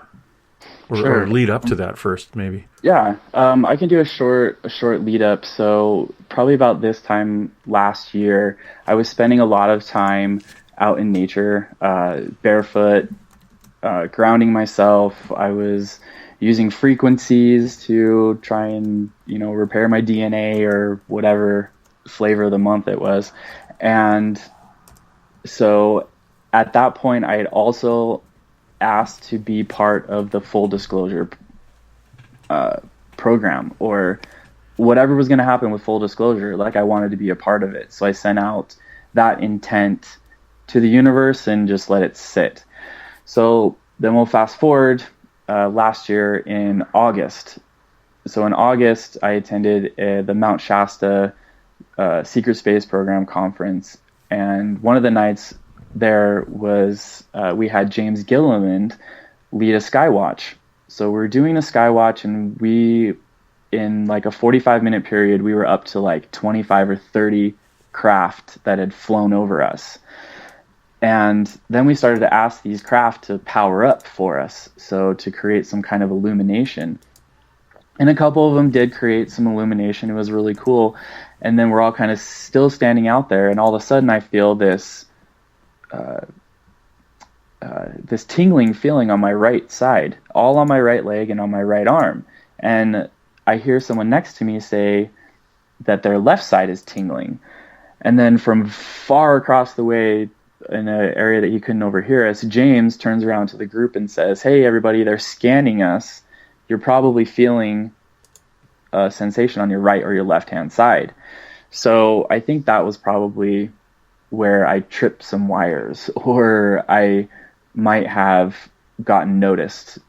Because as soon as I was done with that August Skywatch, things really picked up for me in the sky. I felt like I was checked out a couple times. There was an instance where a star had kind of disengaged from where it was and started coming at me. And I was standing on top of a mountain, and I told it to back off, and that I didn't know who it was, and if it didn't have my highest good, like, it needs to leave, like, immediately. And it did. So that was another instance of I'm not just seeing these things are seeing me. So I'm seeing myself as like a part of this now. And so now we'll fast forward to my day one of my consecutive days of seeing these multi-dimensional light beings. So the first day, I'm in Park City, Utah, and I'm cleaning my car, and I hear a couple songs that I really like. So I get the urge to just lay down on the ground and just look up at the sky. And this is in the afternoon, so this is full daytime. There's no clouds in the sky. And as I'm laying down, out of my peripheral vision, all I can see is like leaves blowing in the wind, and these trees that are about 20 feet above me. And these trees are blowing. These leaves are blowing in my peripheral, but in the center of my vision comes what I think is a leaf. So that's about the size it looked like. It looked like a leaf blowing. But then it was going straight. And then I noticed it was half red and half white, and it looked like a beach ball. And this was only like a couple 100 feet above me. So it just, that's what it was. It was just looked like a beach ball circling in a clockwise fashion. Half of it was red and half of it was white. And it just like went right over me and just continued on its path. And I was completely awestruck because I've never seen something that close, let alone in the daytime as well. And as I'm kind of pondering like what this could be, another one of these things goes cruising above me, same distance or same height, and in the same trajectory as the other one. And so I'm kind of like, not freaking out, but I'm like, oh my God, that's so cool. Like, I have no idea what that was. So, didn't really put any more effort into thinking about it, just kind of resonating on the coolness of what just happened.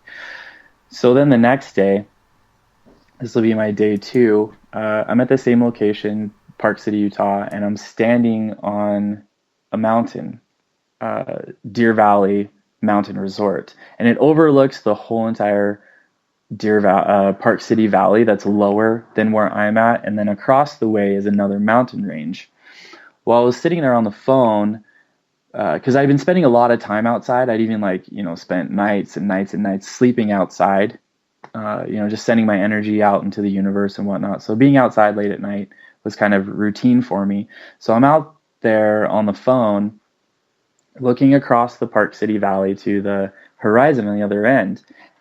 And that's when I see this red, what I think is a red light, which I think is a helicopter, come up and over the horizon. And the horizon's probably maybe 15 miles away, 15, 18, something like that. And as it comes over the horizon, it starts heading towards me. And I get really kind of this awkward feeling when I'm out in the open and there's helicopters cruising over me, because there's a lot of construction going on at the resorts. They're adding in new lifts.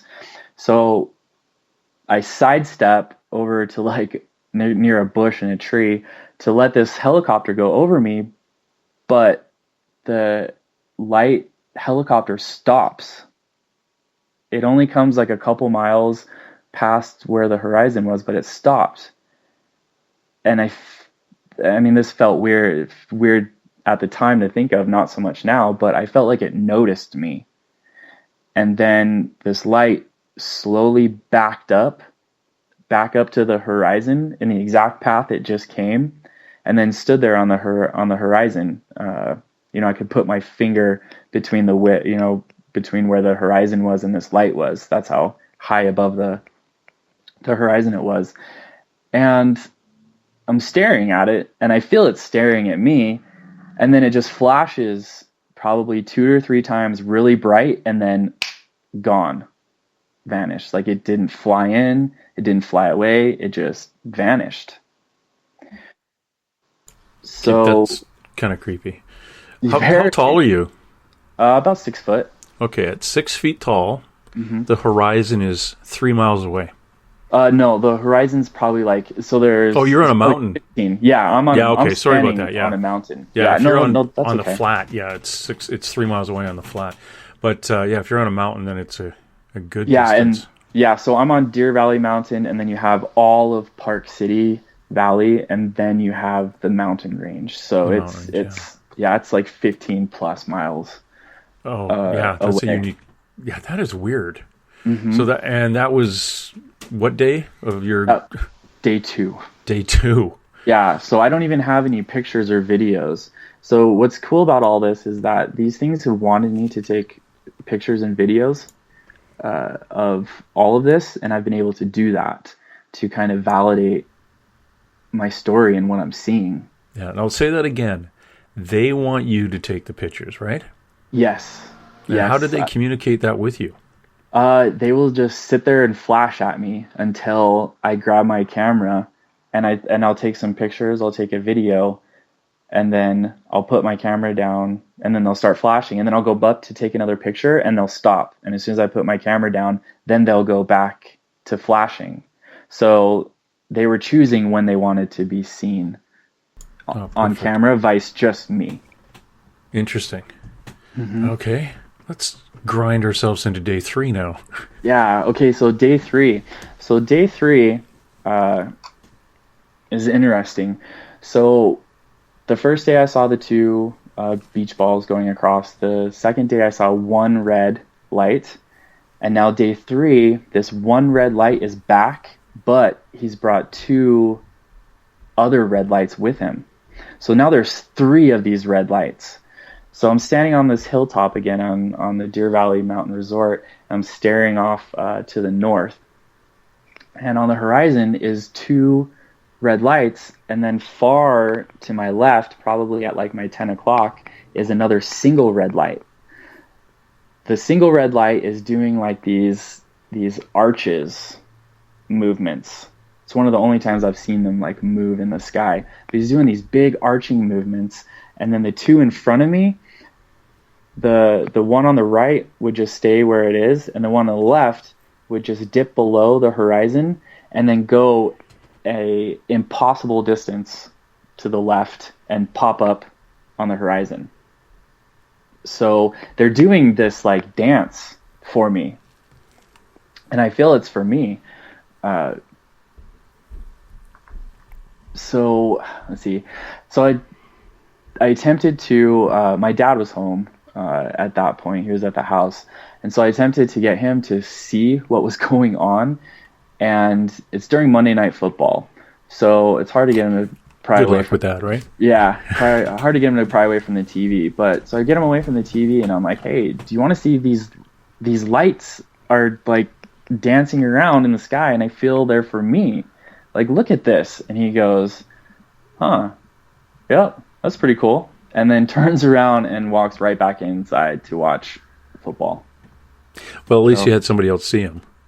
Yes, I've had a couple people see him, but not until like later on. So it's been nice to have a couple other people be able to validate this too. Yeah, especially your dad. Yeah, or you'd be living in a car. Right, right. But yeah, that was the last time I involved him with this stuff. I was like, yeah, this is over your head, so I'm not gonna force it. Yeah, it's from your mom's side of the family. But your mom probably would have had some connection to it. Oh man, yeah, she's been phenomenal. She's awesome. She's the one who I get like my spiritual side from. Yeah. Cool. So can we move on to day 4? Yep. Okay. All right. So day 4. So this is when this is all an amping up. So we're still getting warmed up. So day 4, sun drops down and they start flashing me. So these things don't fly in. Like I don't see them come from like the east and then they settle at a point. Like they just start flashing at where they want me to see them at. So it makes it kind of difficult to catch them, right? Because I just have to be looking at that point. So, but anyways, so the red ones came back, but this time they brought a gold one with them, a much larger, much brighter gold one. Pictures and videos of this one too, and the red ones are just these red balls of light, but this gold one was producing a gold light, but around the edge was different colors.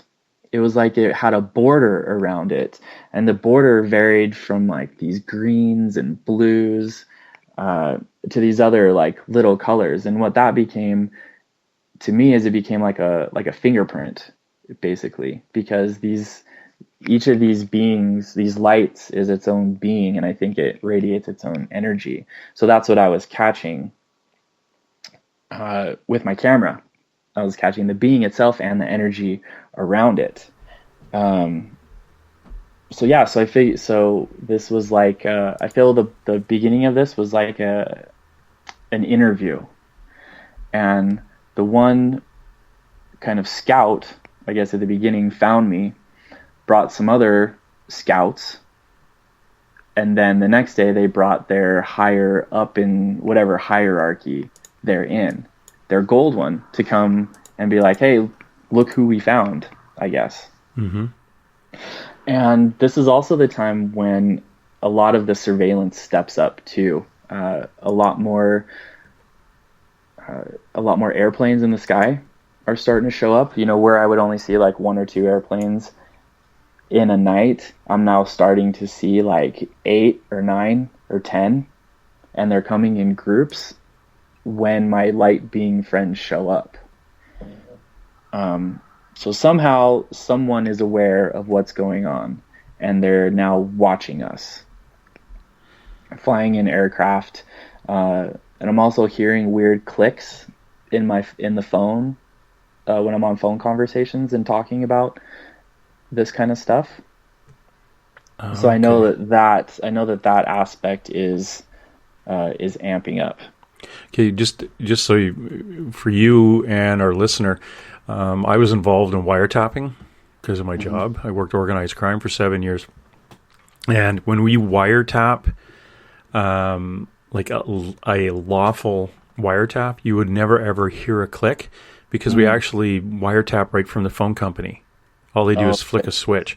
But if you were doing a hack wiretap, you may hear a click, or they may use, if you're doing an electronic eavesdropping, where it's not done through the phone company, it's done literally by, like, I hate to say it, it's like a van out down the parking lot, or an aircraft or something. There will be electronic click sounds.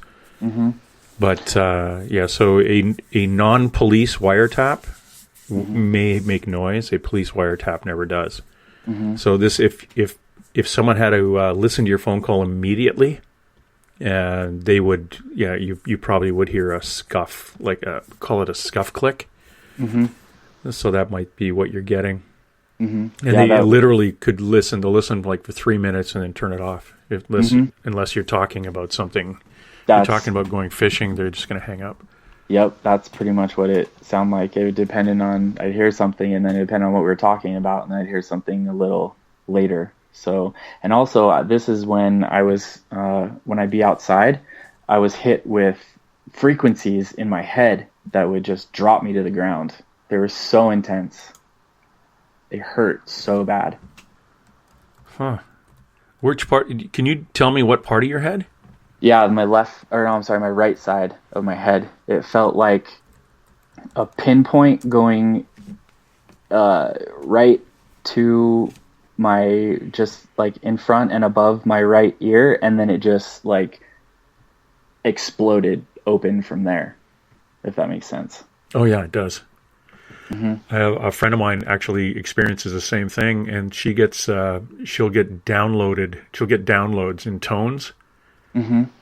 And she removes we call them implants, but it could be just actually a sound around you, and using tone, she can remove those things. Nice. And she's got the helicopters over her too, and the whole Men in Black thing happening. Yeah, I have pictures and videos of Apaches over my house, hovering over my house. Yeah, not too intimidating, right? Yeah. You build yourself maybe a couple of cardboard or paper mache Sparrow missiles or something in the backyard, and just leave them there so they can see them. Okay, what day are we on? We're day. Okay. Is this day 5 or 6? Yeah. So we'll jump to day 5, 6, and 7. Were kind of, they weren't really intense for sightings because it was really foggy those couple days. So I think what was happening is that we were working a lot on our connection. So our connection, so I get a feeling when they show up, and it feels like, when you're young and you go through like a growth spurt overnight and you wake up and you're stretching and you feel like you're just kind of stretching outside the parameters of your body. Yes. So it feels like that, coupled with like a nervous, anxious adrenaline. Kind of all that wrapped into like one. Okay, so your energy is actually expanding outside its normal location. I think so. Yeah, I think so. That's probably why I'm being picked up by people that are not my friends, my light being friends. So they're probably catching something like that. So there was those couple days where there wasn't much sightings.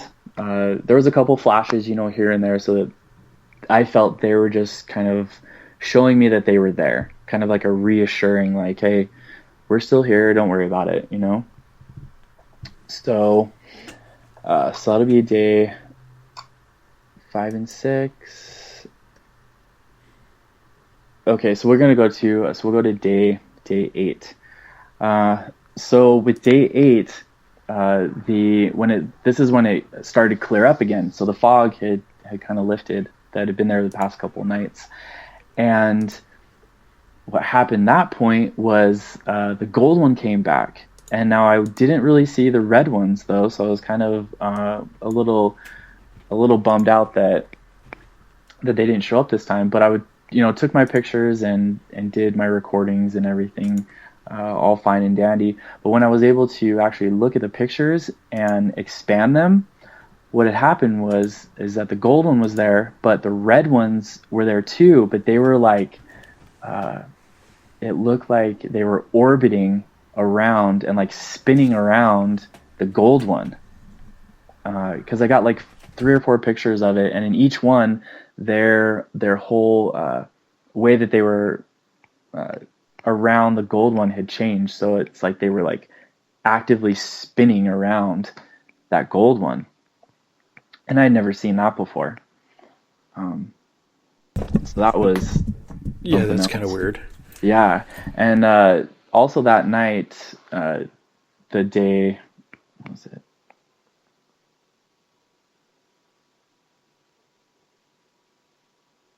Yeah, so this is November 1st now. Yep, so this is November 1st now.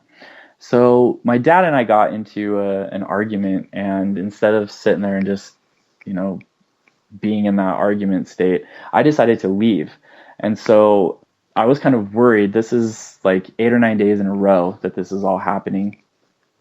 And I'm scared that it's going to stop. Like, this is such an awesome thing. I don't want to change anything. I've been using the same camera. I've been going in the same spot every night. And now I'm going to have to change my location. Different valley, different city, different horizon, different everything. And I was really worried that it was going to stop. But thankfully it didn't. I went from Park City, Utah to Heber City, and they followed me immediately. I think I can remember seeing a couple as I was leaving Park City and driving to Heber, which is only like a half hour, 35-minute drive, something like that. But I remember seeing a couple of my friends on the mountainside, like as I'm driving. So I got a really good feeling that I'm going into another really good situation. And it'll be nice because it's more private too. So you can kind of see where that takes us. You ever think of taking somebody else up there with you? No. Not at this time, right? Because you are taking pictures, and you're still, baby steps into the first real encounters with this thing. Exactly. Yeah, and it's still getting more and more intense. With all of the pictures and videos I'm able to take, it's beyond anything I've seen online right now. But what they show me and what we experience when I'm not recording, when it's just like us, is way more intense. Lots more of them, more flashes, more colors, just a bigger display, but they give me enough on the videos and the pictures to more than do it justice. Cool. Do you think these displays are communications that, like, if you videotape them and you play them back, are they Morse code, or have you ever thought of picking up a, these things may not be just a random pattern, is what I'm trying to say? Sure. I've wondered that with the sound that they make. So there's a particular sound on the recording that it makes whenever I see them. So I've wondered if that is an aspect of communication. But the flashing I've always felt was just like a hey, look over here, like we're here thing. They don't flash enough to be like a Morse code look to it. But that would make communicating really a lot easier, because I don't have a direct line with them. I don't talk to them. Can you like, have you ever sent out a thought and then they either slowed down or sped up or came forward or went up? Can you ask them to do something through thought, or have you ever tried that? I reach out and I try to communicate with them every time I see them. but at this point I wasn't getting any. I don't think I ever really tried to control them in that fashion. Like, hey, can you move up a little bit? Can you move down? Like, it was always like, hey guys, I'm here. Like, what's on the agenda for today? Like, what are we doing? And maybe it's like I say, maybe it's still baby steps to get there. Mm-hmm. Oh yeah. I think this is still a process in development. Now what? Which day are we on now? Okay. 6? Yes. So we are. Oh no, we are on. Let's see. We're on November 2nd. Let me make sure what day that is.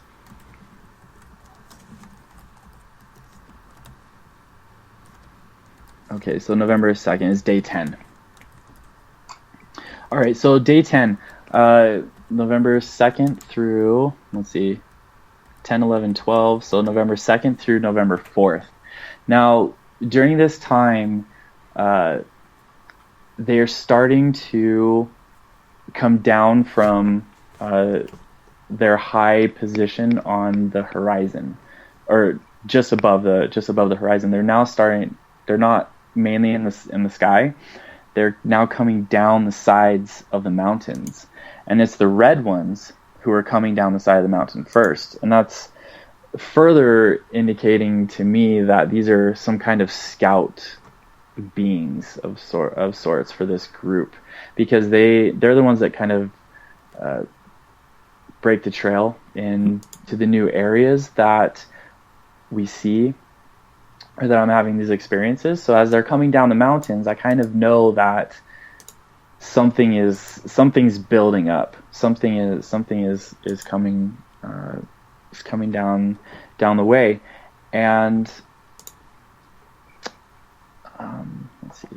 And you say like they send like it's almost like a scout out first. Yeah, to kind of see like the new area that these other beings will that the gold one, and then there's another one that I'm about to say shows up. It kind of scouts out the area so that it's okay for these ones to show up in that area now. Okay. So the red ones start to scout out down lower from the mountainside, like kind of more towards the city lights, and then the gold one starts to show up as well. So I was relieved that both of these were back, and then that the red one and the gold one were starting to make their way further down the mountainside. And so, let's see.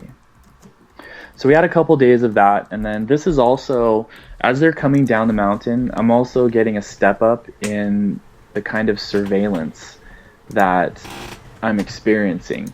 So we were going through a meteor shower at that particular time. If anyone wants to like do a Google search on that, they can find the meteor shower that we were going through. Anyway, these beings were, what I believe is that they were taking meteors and they were redirecting them to highlight things for me to see. So what started to show up and what they started to highlight were these non-stars, is what I've been calling them. And I probably would have seen them in Park City if I had known what to look for, or even realized that they were probably up there. But I didn't even know it until my friends started taking the meteors and redirecting them, and it would light up a portion of the sky, and as soon as that portion of the sky would light up, there would be a star kind of in that area, and it would detach itself and just start moving away. And they were also highlighting on the horizon would be these like red, I'm not exactly sure what they were, but I felt like they were like red spy drones or something, because I'd look at them, it'd be just above the horizon, and then I'd look at it and be like, what is that? And then it would just slowly drop down, like out of my sight. Yeah. And then I'd look away, and then I'd go back to it, and it'd be back up, and it would drop down when I would notice it. So there were all these different additional aspects to what was going on that I had to account for. So that's kind of what the 10th, 11th, and 12th was me kind of coming into the further developments of what I was getting myself into. Does that make sense? Yeah. And what do you think you're getting yourself into?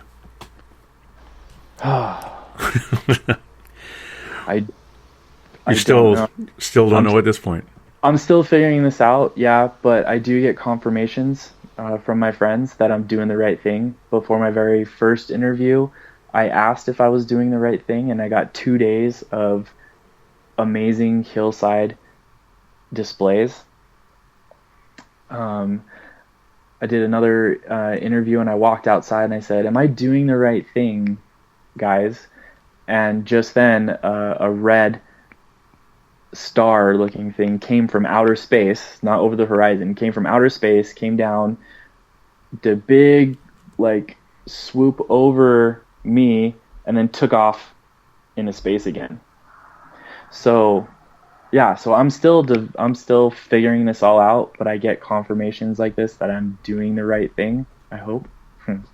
Oh yeah, I think so too. If I and as you're speaking, I've actually got your YouTube pictures up.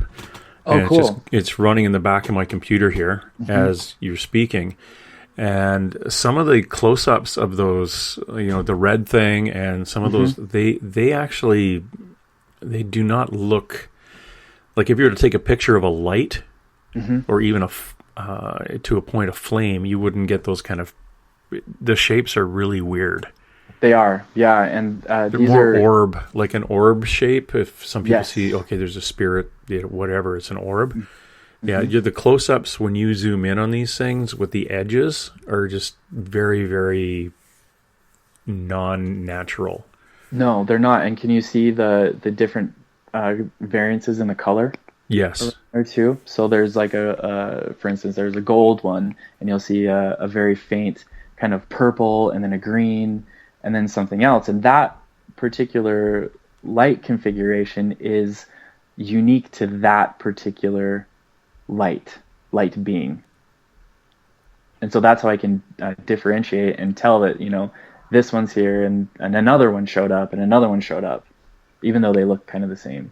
Yeah, and they're fantastic. They're and for the listener, if you want to run that if you're on the computer, if you're close to something where you can open up Derrick's YouTube, it's titled Light Beings Documented October 26th to November 7th, 2015.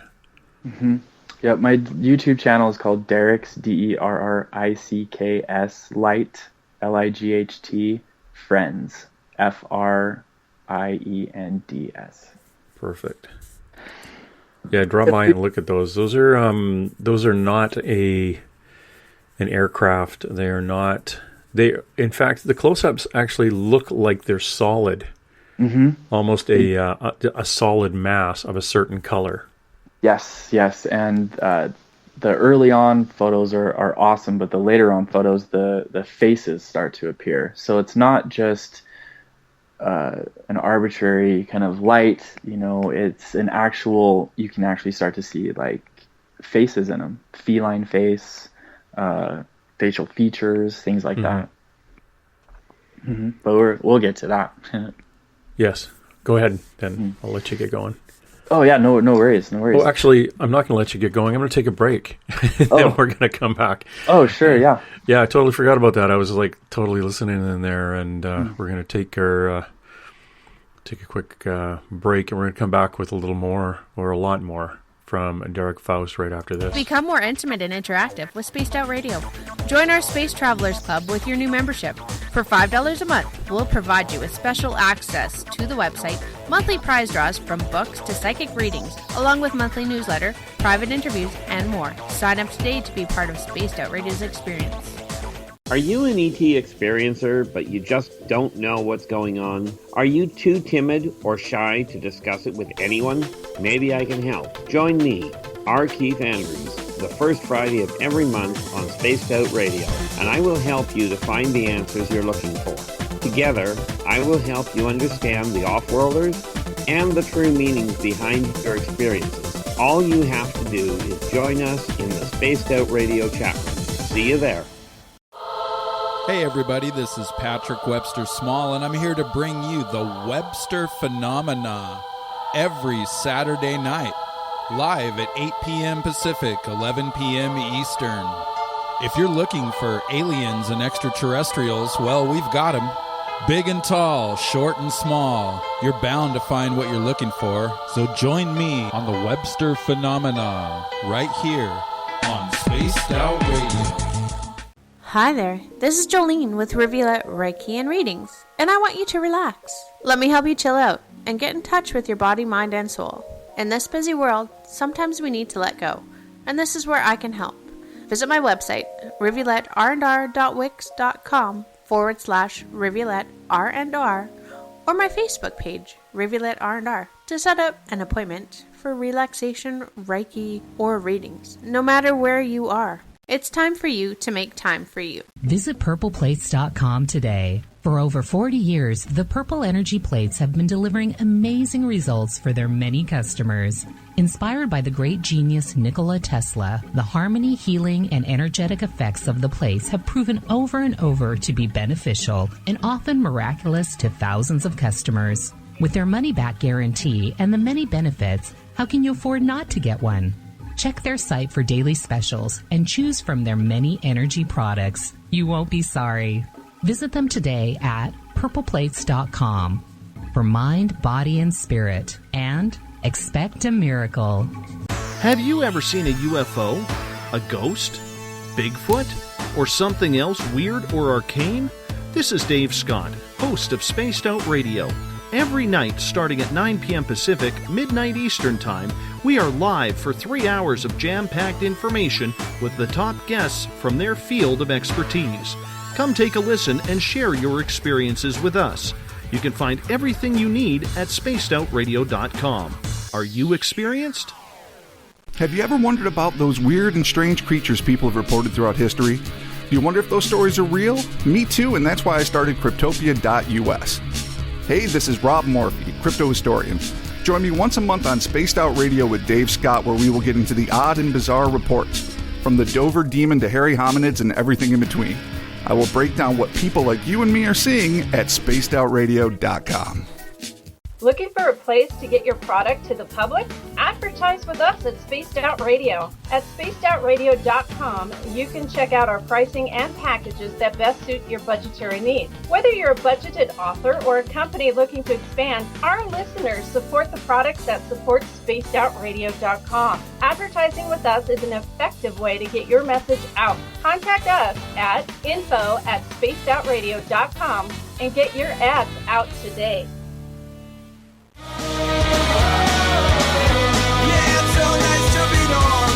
James Tyson can be found on Facebook at Spaced Out Weekend. You can follow James on Instagram, Spaced Out Weekend, on YouTube, Spaced Out Radio Show, and on Twitter at James Tyson SOR. And don't forget to sign up to become a space traveler on our website, spacedoutradio.com. Welcome back, everybody. We're with David Faust. He is somebody who has been interacting with interdimensional light beings.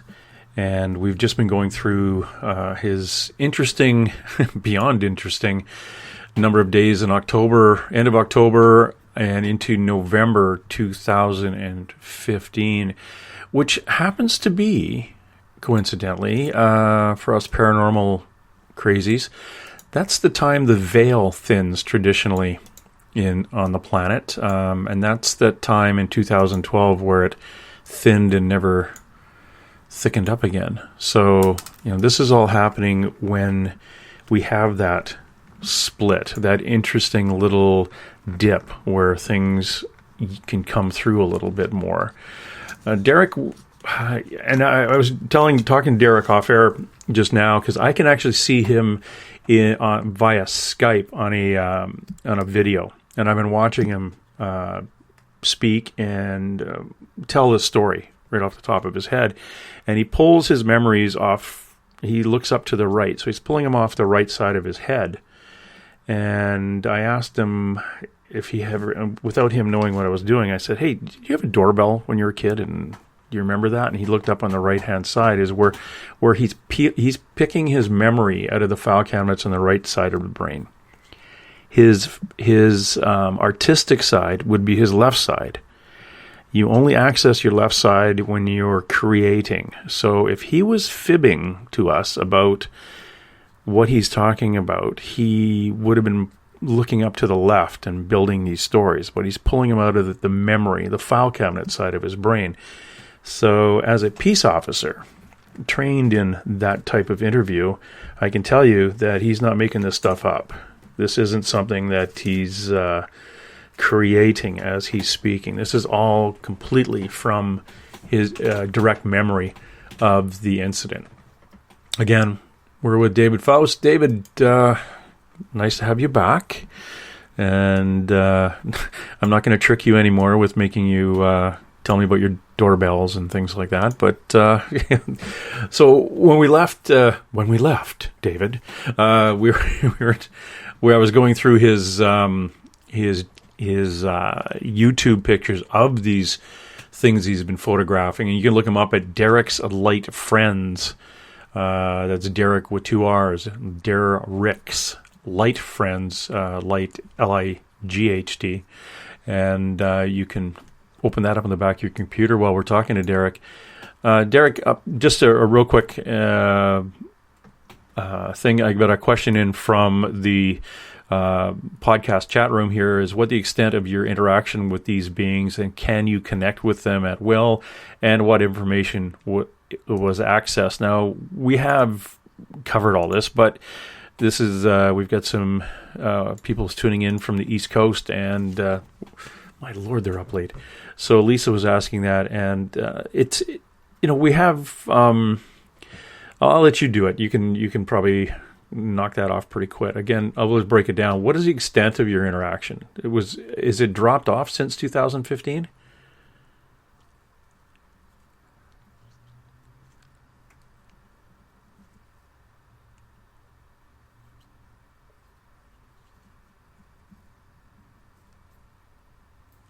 Well, and what was the specific reason, or have we got there yet? Okay, Lisa, hang tough. And were you able to contact them at will, or were they contacting you more?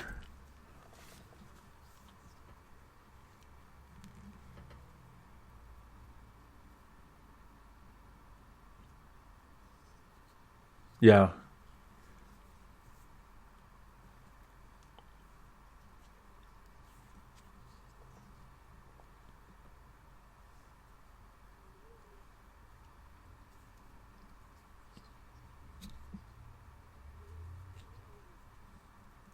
Okay. And Lisa, what he was talking about earlier was a feeling you get like when you stretch first thing in the morning, after waking up from a growth spurt, you feel your energy actually stretching more than your body. And, some good old fashioned tingles up the spine. Yeah. Okay. And, you know what? He can, right now, I'm sorry. I was just realized that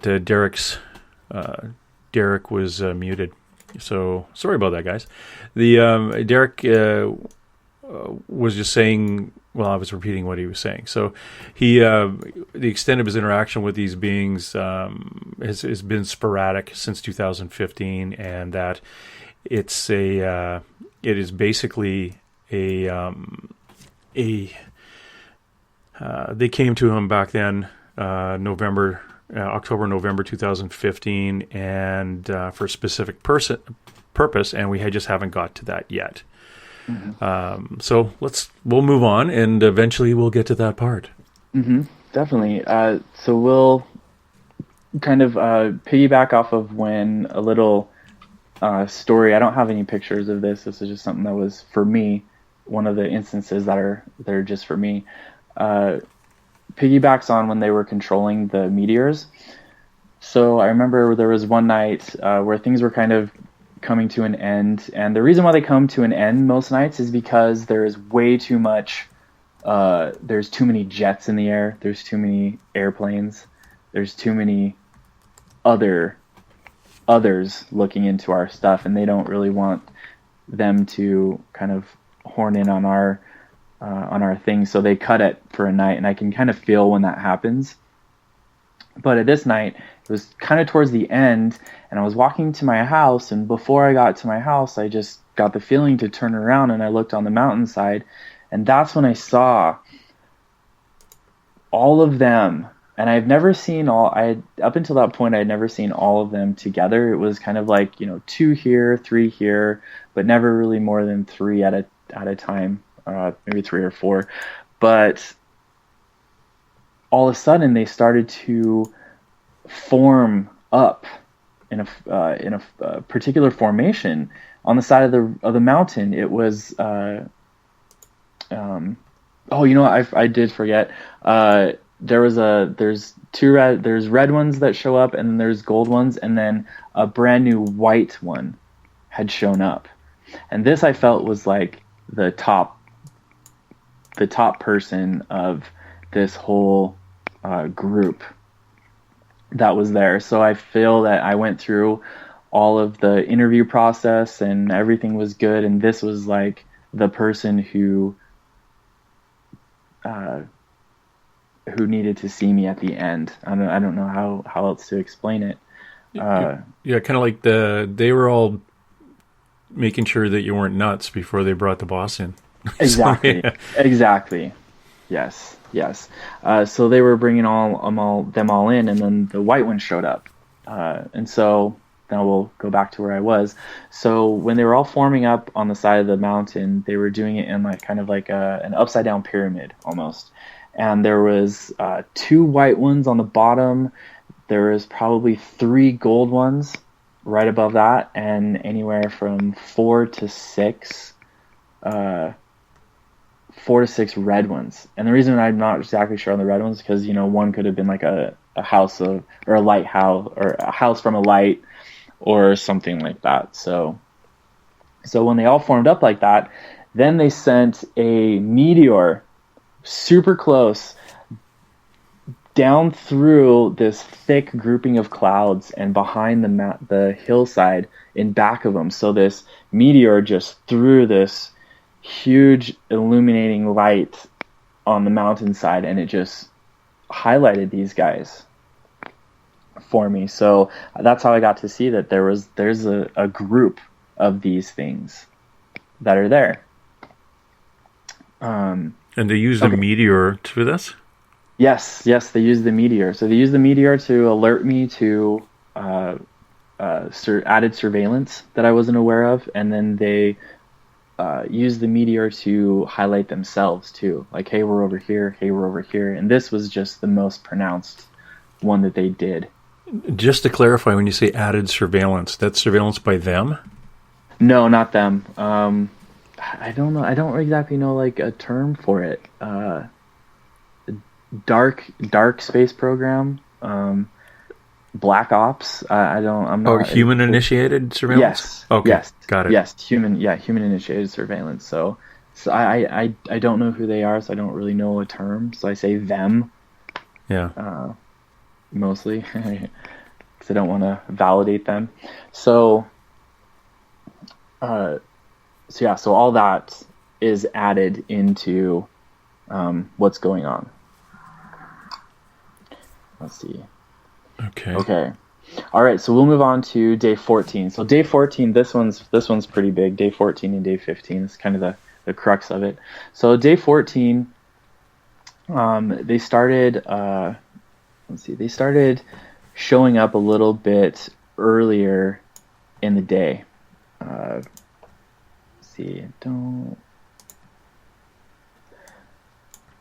6:30. Okay, so they started showing up at about 6:30 p.m. And all that day, I'd felt like there was, like, this was going to be a big day. Like, I felt like I needed to have my, like, my jacket and my hoodie ready. I needed to have 100% battery in my phone. I just felt like this was going to be a big day. And I was most definitely right. So 6:30, they start flashing up on the side of the hill. Same kind of song and dance as we do every night. And the white one starts to come down the hill, and it's coming down a lot brighter and flashing a lot more often as it's moving down. Like I said, they don't really move. They just kind of flash in one point, and then they'll move without me seeing it. They could either go super small or go out of this dimension and come back into it in a certain point that they want to. But they'll do that. But this white one was coming down the mountain and doing it more often. And what happened is he came down the side of the mountain, flashed away, and when he flashed back on, he was right across the street from me, right next to a street light.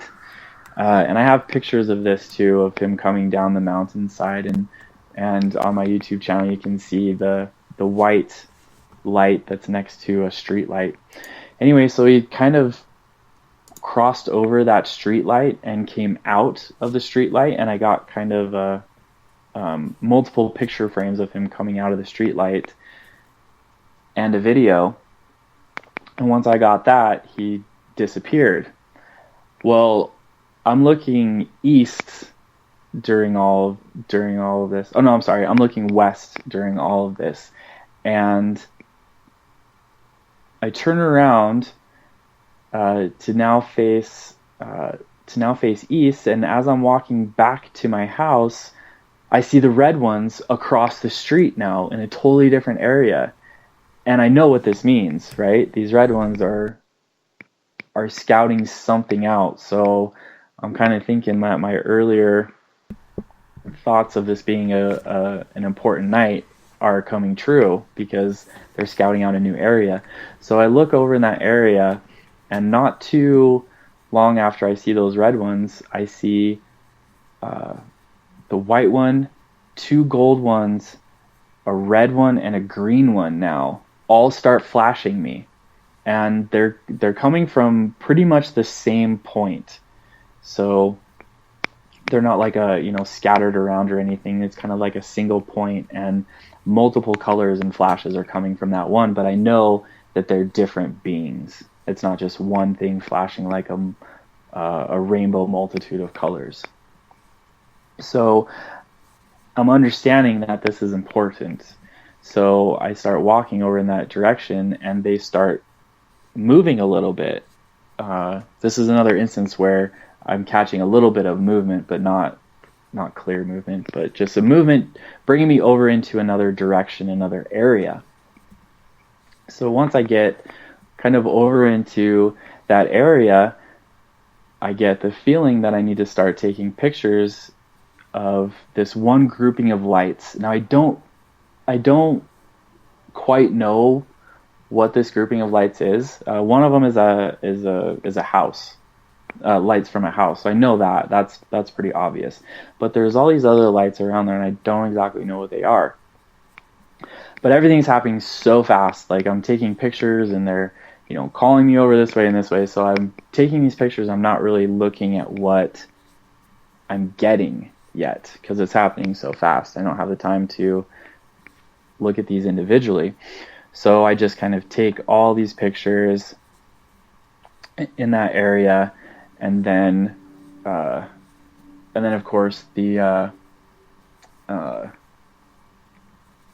added surveillance that I have, the stars that aren't really stars, the planes, the jets, the helicopters, and blah blah blah. Like, all these start coming full force that night, and so it stops. And so when it stops, I'm walking back to my house, and as I'm walking back to my house, I see a very strange looking airplane flying over towards my direction from like the southwest, and it's flying towards me, and I think it's some kind of spacecraft of sorts, because I've never seen a light configuration like this. Like, so the airplane had, it's red light and blue light on the tail wings, but then in a straight line underneath it were 4 yellow lights, like spotlights or something. And I've never seen that in a plane before.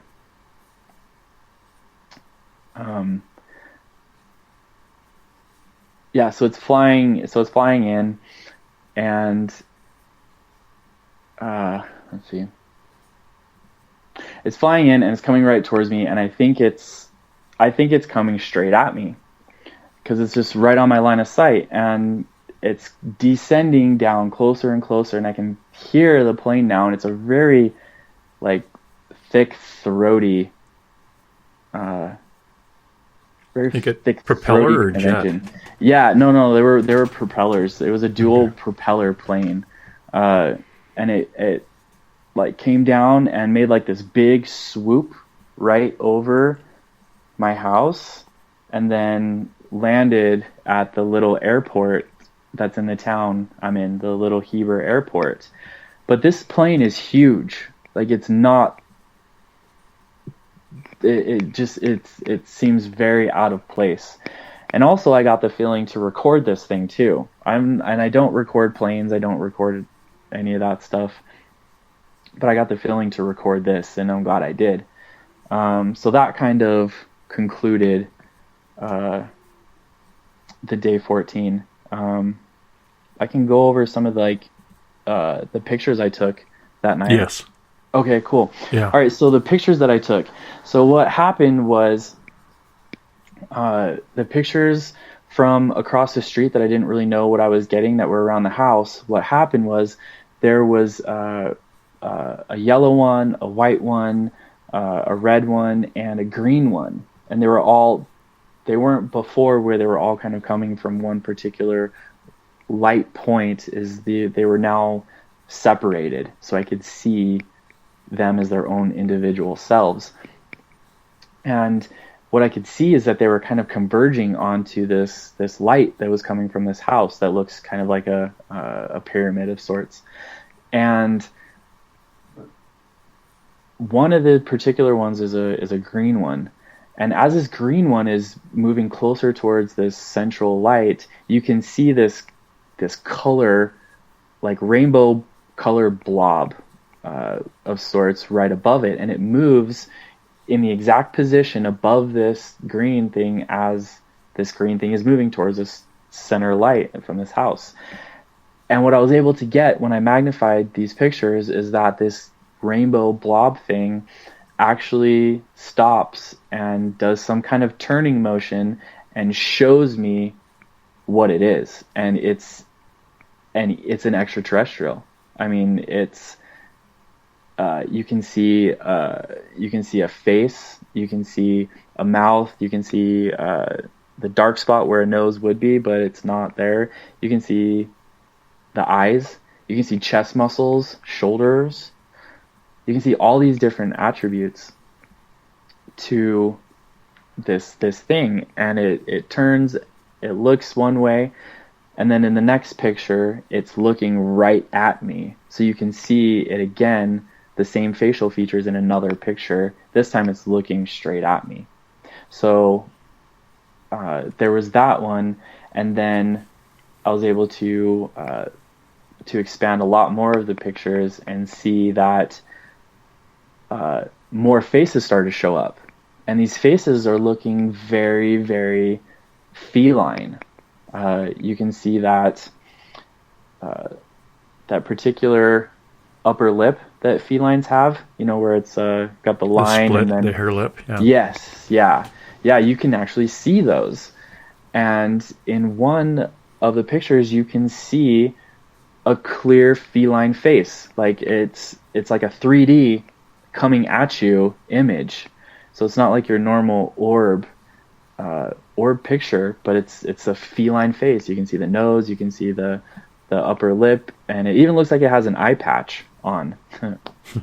It's a pirate cat, right? Total badass. Now, are those on the Derrick's Light Friends? Yes. YouTube? Yes. Okay. Yes, they are. So that's like a 10-minute, 45-second video, and the pictures are only there for like 3 or 4 seconds at a time, so you can see the amount of pictures that I have. So it's towards the end, probably in like the 8-9 minute range. Okay. Something like that is where the pictures start to get real intense.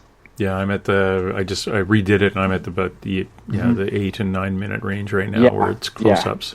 Mm-hmm. Yep. So you'll start to see it, and anybody at home can do the same thing. So yeah, they're really starting to show themselves to me in more of a 3D fashion. And then the one ET actually showed himself to me. Yeah, that's creepy. Well, actually, not creepy per se, but I know what you mean. Yeah. So yeah, I mean, this was like a couple 100 feet away from me. So yeah, I mean, yeah, kind of creepy, but like, I don't know, just another level cool. Yeah. Oh yeah. It's what kind of camera you were using? Just my phone. Okay. I had a LG L3. Okay, when's your birthday? We'll have to all chip in and buy you a real camera. Right. That you have to carry around with you forever now. Yeah, for phone pictures, those are they're absolutely fascinating, and what makes them fascinating to me is that you can actually it was clear enough to zoom in on these things, and when you zoom in, the background gets a little weird, but the actual target photo you are taking a picture of is fascinating. The way it is 3-dimensional, you can see the way the light plays off the edges. And they almost look like it almost looks like someone spilled pudding on the floor and you took a picture of it. Totally. Mm-hmm. And now some of these puddings have a cat face, so that's a whole other thing that I got to go review again. So yeah, this is cool. So that was day 14? That was day 14. Yeah. What happened from there? Okay, so day 15. This is when... Don't tell me you were killed. No. Okay, good. No. Could have been, maybe. So, so day 15, this is when the others, the them, really make themselves known. The human side. The human side, yeah. And it actually coincides to a national event. So anyway, we'll get into it. So, all right, so day 15, day starts off, or the night starts off as it always does. You know, they're flashing me from the hillside.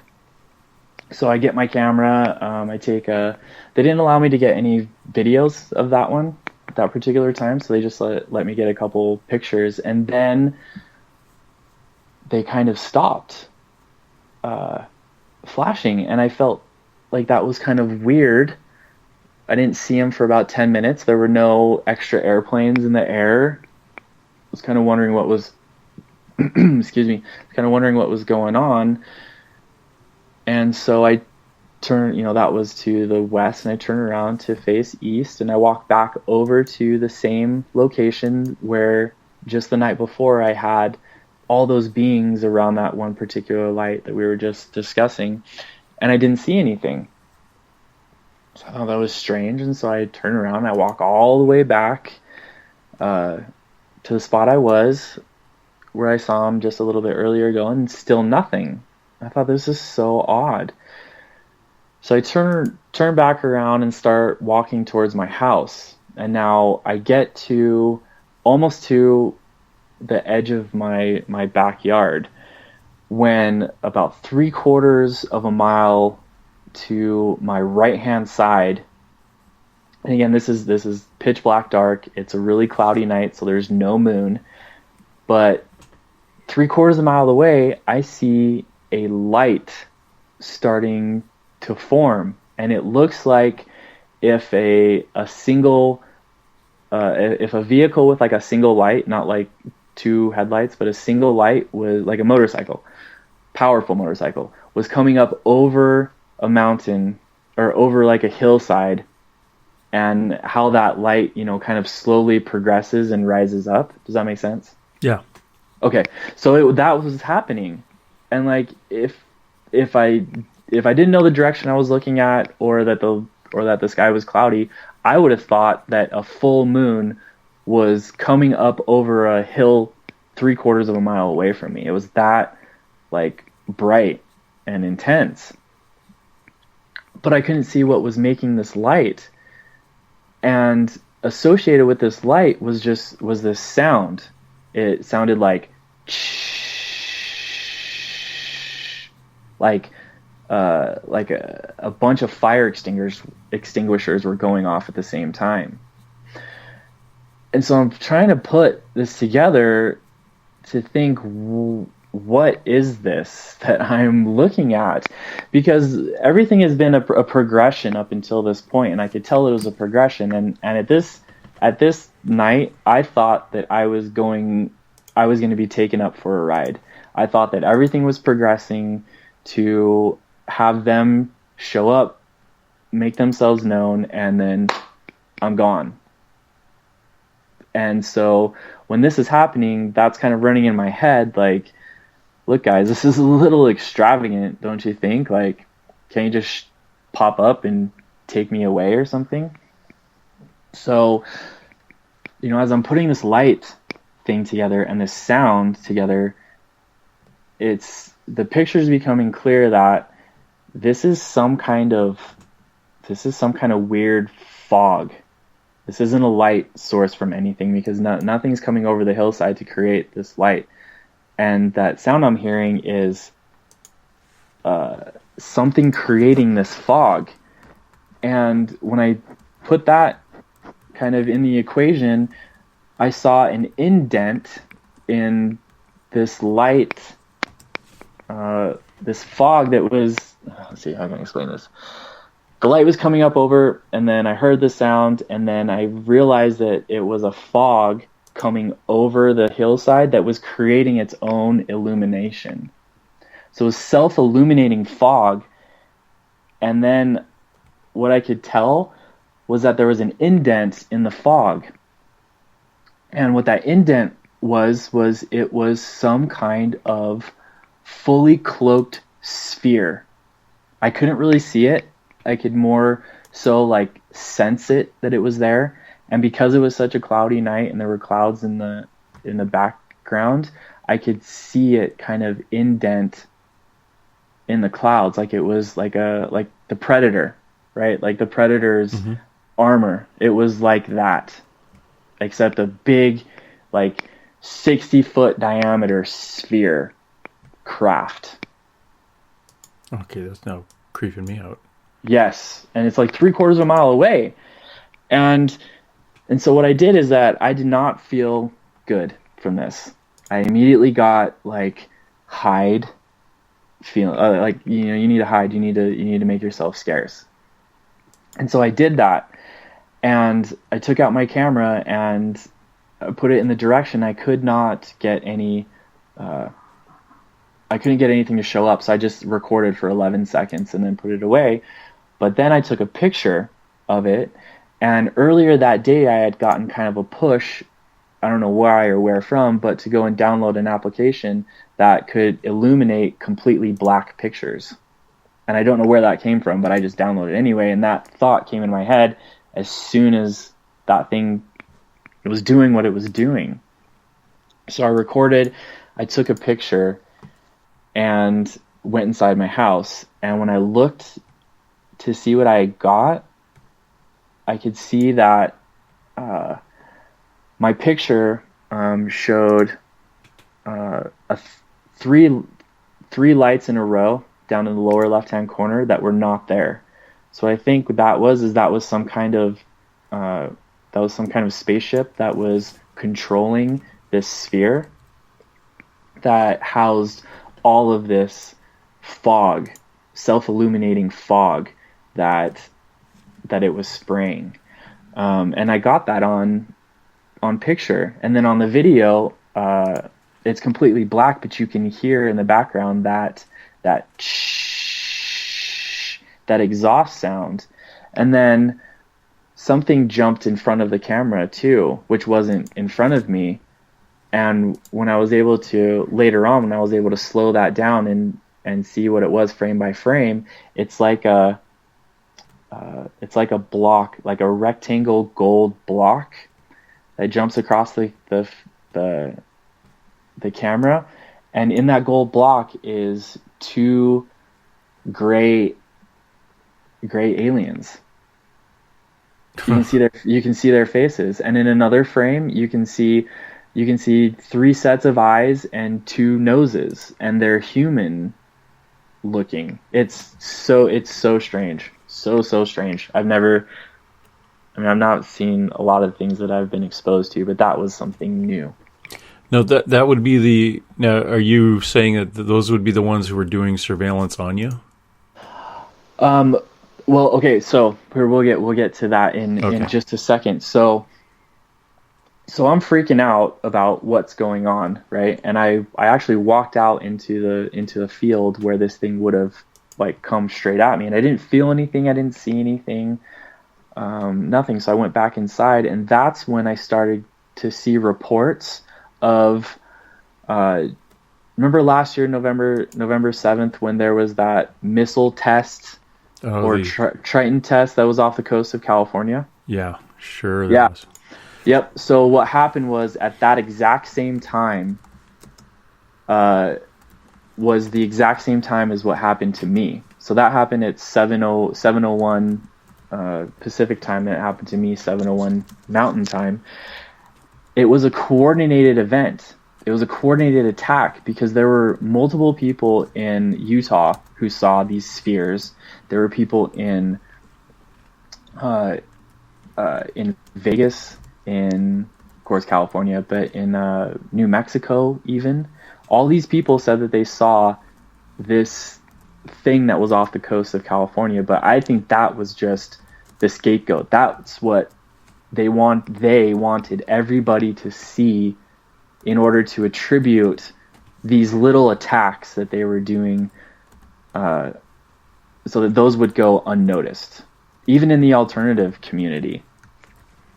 Because after it happened, I was like a madman. I was posting up saying, look, this fog, that this is what the real thing is. Because as soon as this fog sprayed, it completely cut off my connection with my friends. Like, it had some kind of energetic property that just completely cut off my contact. I didn't feel my friends anymore. That stretching feeling that I got was completely gone. It was an attack. I don't know how else to explain it. And then 45 minutes after this sphere stopped spraying this thing, because I felt that it knew that I was looking at it, and that's when it stopped. That same military style or whatever kind of airplane that I wasn't sure of yesterday, it took off from the Heber City airport 45 minutes after the sphere left, and went straight into the area of where all of that fog was sprayed. And then 2 or 3 minutes later, there were like 3 jets that came and started circling in that area as well. Unreal. Yeah, so it was a whole coordinated event. I'm not sure. And that's the same night as that, the same Saturday night that the alleged missile testing was. Exact same thing. Exact same time. Everything. That, like I said, that was the thing that they wanted everybody to focus in on. That was the, hey, look over here. Talk about this, talk about that, when really the real element of what we're doing is going on here. And that's what I was a part of. Yeah, you were part of the real one as opposed to the sleight of hand, look over here. Yeah, and even after I'm the admin of an alternative news group, and I mean, even after I was posting up all this stuff, I had people tell me like I didn't see what I saw. I saw what was happening in California, and like I'm at the forefront of all this. I've had my experiences with my multidimensional beings, and I can't really say that to people like, hey, I've been having contact with aliens and it stopped when this happened. I'd sound like a nutcase. Yeah. So yeah, it is hard. And when we saw that whole missile testing on a Saturday night at night, mm-hmm. if you're going to test a missile, you'd probably want to do it during the day, not at night, because at night you have a hard time finding your very expensive toy that you fired. Yes. And on a Saturday, everybody's standing around, nobody's at work, and it's a day that people are going to be down near the water anyway. They're going to see it. So, mm-hmm. It's they had to do the sleight of hand to get it out, down that side of the country, because if they're monkeying around in your end of town with something the size of what you were dealing with, that's something they have to cover up. Mm-hmm. Yeah, it's and the picture of the sphere and all that is towards the end of all of my videos. I have the sphere, and you can see where the self-illuminating fog is as well. Is the self-illuminating fog, in your picture, does it look like a couple of Christmas trees laying down? Or is that something else? No, it's so towards the end where it's like really there's no balls of light, basically. Okay. Towards the end, you'll see like there's the horizon that would cut the picture in half, and then towards the left side, you'll see like a half of a light ball, and that's the fog. That's the inside of the fog.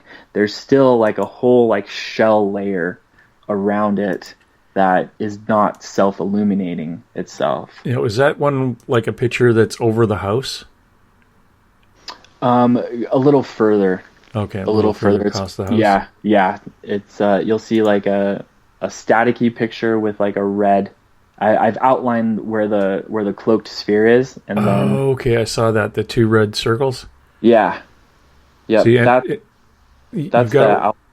We find that as paranormal investigators, most of our stuff appears in red circles. That's so funny. Okay, hold on.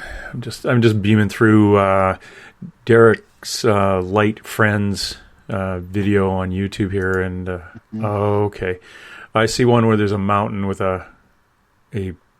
you can see the mountain, top of the mountain, and the light behind it, and this foggy thing in the middle of it. Yes, yeah, and then the lower left-hand side, you'll see 3 lights in a row, and that's I believe is the spaceship that was directing this sphere above it. Okay. And those ones are not part of your friends. No. These are the bad guys. These are part of the ones that were frantically coming in the night before, and then this happened, and then all that movement of the military flights or the military type planes and the non-stars, like all those were a build up to this, and then as soon as this happened, they took off and kind of gathered around that foggy area. Okay. Yeah, that's right at the end. About 10-15 seconds before you get to the end, you see where you've got the 2 circles and that kind of weird looking at the left, that weird looking, looks like a paint swash of color. On a very weird background too. The background comes out all a bunch of little wiggles on it. So that's fascinating. And it was a completely black picture. But that light area, nothing came over the hill to create that light, and that's a significant light. Like, that's bright. And there's no town on the other side of that, like a city that would create that. Nothing. Nothing. the bush out there? Yeah, and this is like 3/4 mile away. Okay, that's wild. Yeah, there's no road system, there's no house, there's absolutely nothing on the opposite end of that. Or below it too, there's no houses right below it. Now, we were going back to Lisa's original question there. What's the extent of your interaction with these guys? Was that it, really, or? Well, this the ramp up November 6th. That was the most intense that it got, and I feel like it was purposeful. You know, the whole lead up and build up to that point, and then November 7th, and then after that, that was 15 straight days. I think I went 24, 25 straight days of them being out there and me taking pictures and videos and stuff before the weather started to get really cold, and it was just too cold for me to be outside anymore. Yeah. So then, you know, it's the winter time and whatnot. So it was sporadic. My sightings of them, I would post about them and write my sightings, but it has not gotten as intense as it did November 6th. But I'm hoping it kicks back up soon. Yeah. Where are you doing your writing on those? On my Facebook. On your Facebook page? Okay, yeah. Cool. Yeah. So yeah. I just kind of do this all stuff low key. Like, I'm not, you know, this happened back in October and November. You know, if I was like some kind of glory hound or anything, I'd be coming out with like, hey, look at me and stuff. But I've kind of just let this go like at an organic pace. Yeah. And so, you know, when people, I don't go and force any of this down anybody's throat, even though I have the pictures and the videos to kind of cancel out any naysayer that we're alone in this universe. But that's not my place. So people find my stuff when they need to.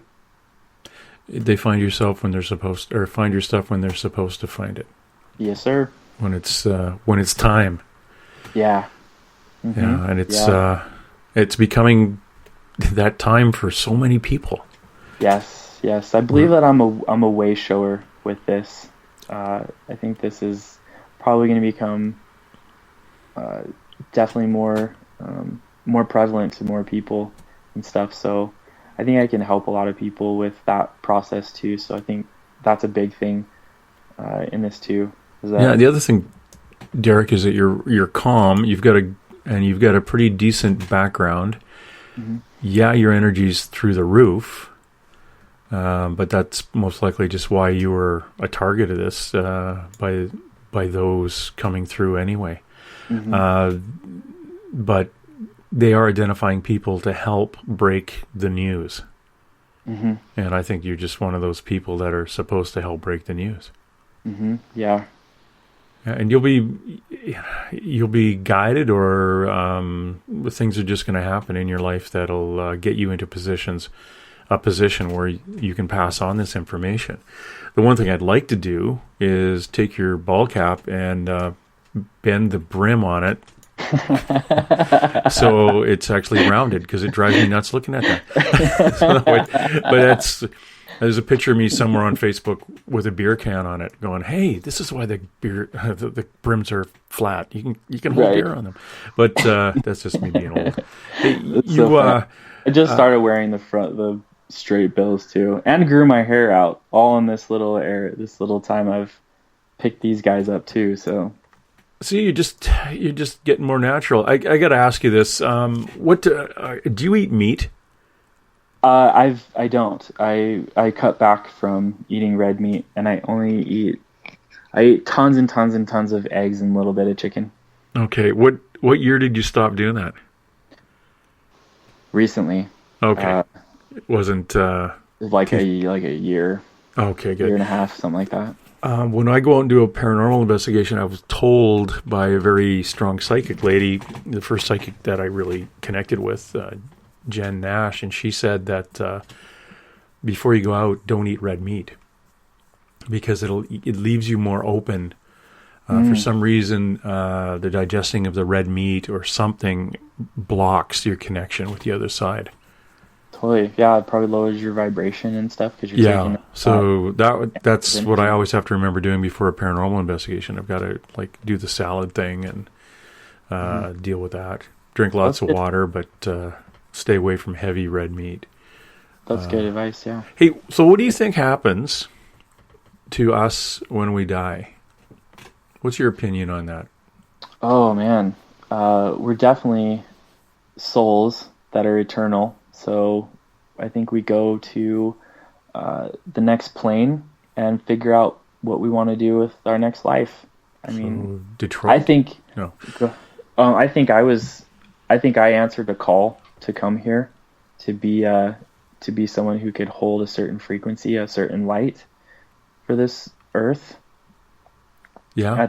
At this time, so I think that's what I'm here for.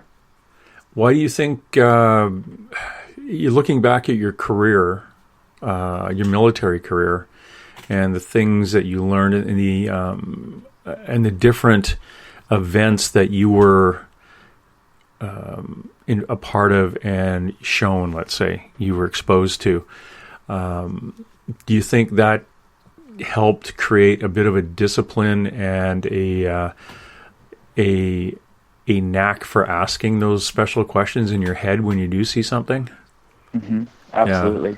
So that kind of prepared you for this, to first question what you're seeing and then really dig into what exactly it is you're doing. Without a doubt. So that part of your life prepared you for it.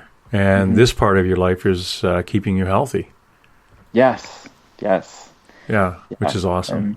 And this part of my friend's life is keeping me mentally alert to a lot of different aspects that I wasn't completely aware of before. So yeah it's been a whole culmination of everything. I've been super, super lucky to have been on the path that I'm in. So perfect. Where do you see yourself in 5 years? Oh man, hopefully shaking your hand on some base in Mars or the moon. Or a beach Space in travel. Fiji. Yeah. Oh man, I don't want to stay here anymore. I don't want to stay on. I don't want to stay here anymore. No, right. Come on. I want to go. Let's go see a star being formed or a nebula or something. Oh, cool. That's see, I'm still grounded into emerald green, warm salt water on a white sandy beach in the South Pacific. That's awesome. Actually, that's my happy place when I meditate. Do you meditate? I do sometimes. Not a whole lot. Get into it, my friend. You probably your communication. Work on your third eye. See how the communication goes with your friends. Totally. I know I should. Yeah, you should. And I'm going to check back on you because I'm your cyber dad now. And yes, please do. This is one of those things that I'm going to have to keep an eye on you for. Absolutely. Amazing. Absolutely amazing. I really thank you for coming on. And most likely I'm going to have you on again just because. Because it was a good conversation. Yeah, and thank you so much for having me. Oh, my pleasure. Mm-hmm. Definitely going to have you back, and thanks everybody else for dropping in. And again, go follow Derrick on Facebook, Derrick Faust, and again, Derrick's Light Friends on YouTube. Check it out. And as we slowly fade out, I want to thank you again, Derrick, and we're going to keep in touch, and hope you see you soon. Sounds good. I'll look forward to a call next week with the psychics. Yes, definitely. Talk to you later. Yes. All right. Thank you. Thank everyone for listening. Last goodbye. Young hearts will stop. Torn souls set free. All that we have is now. If this is what you want, then come to me.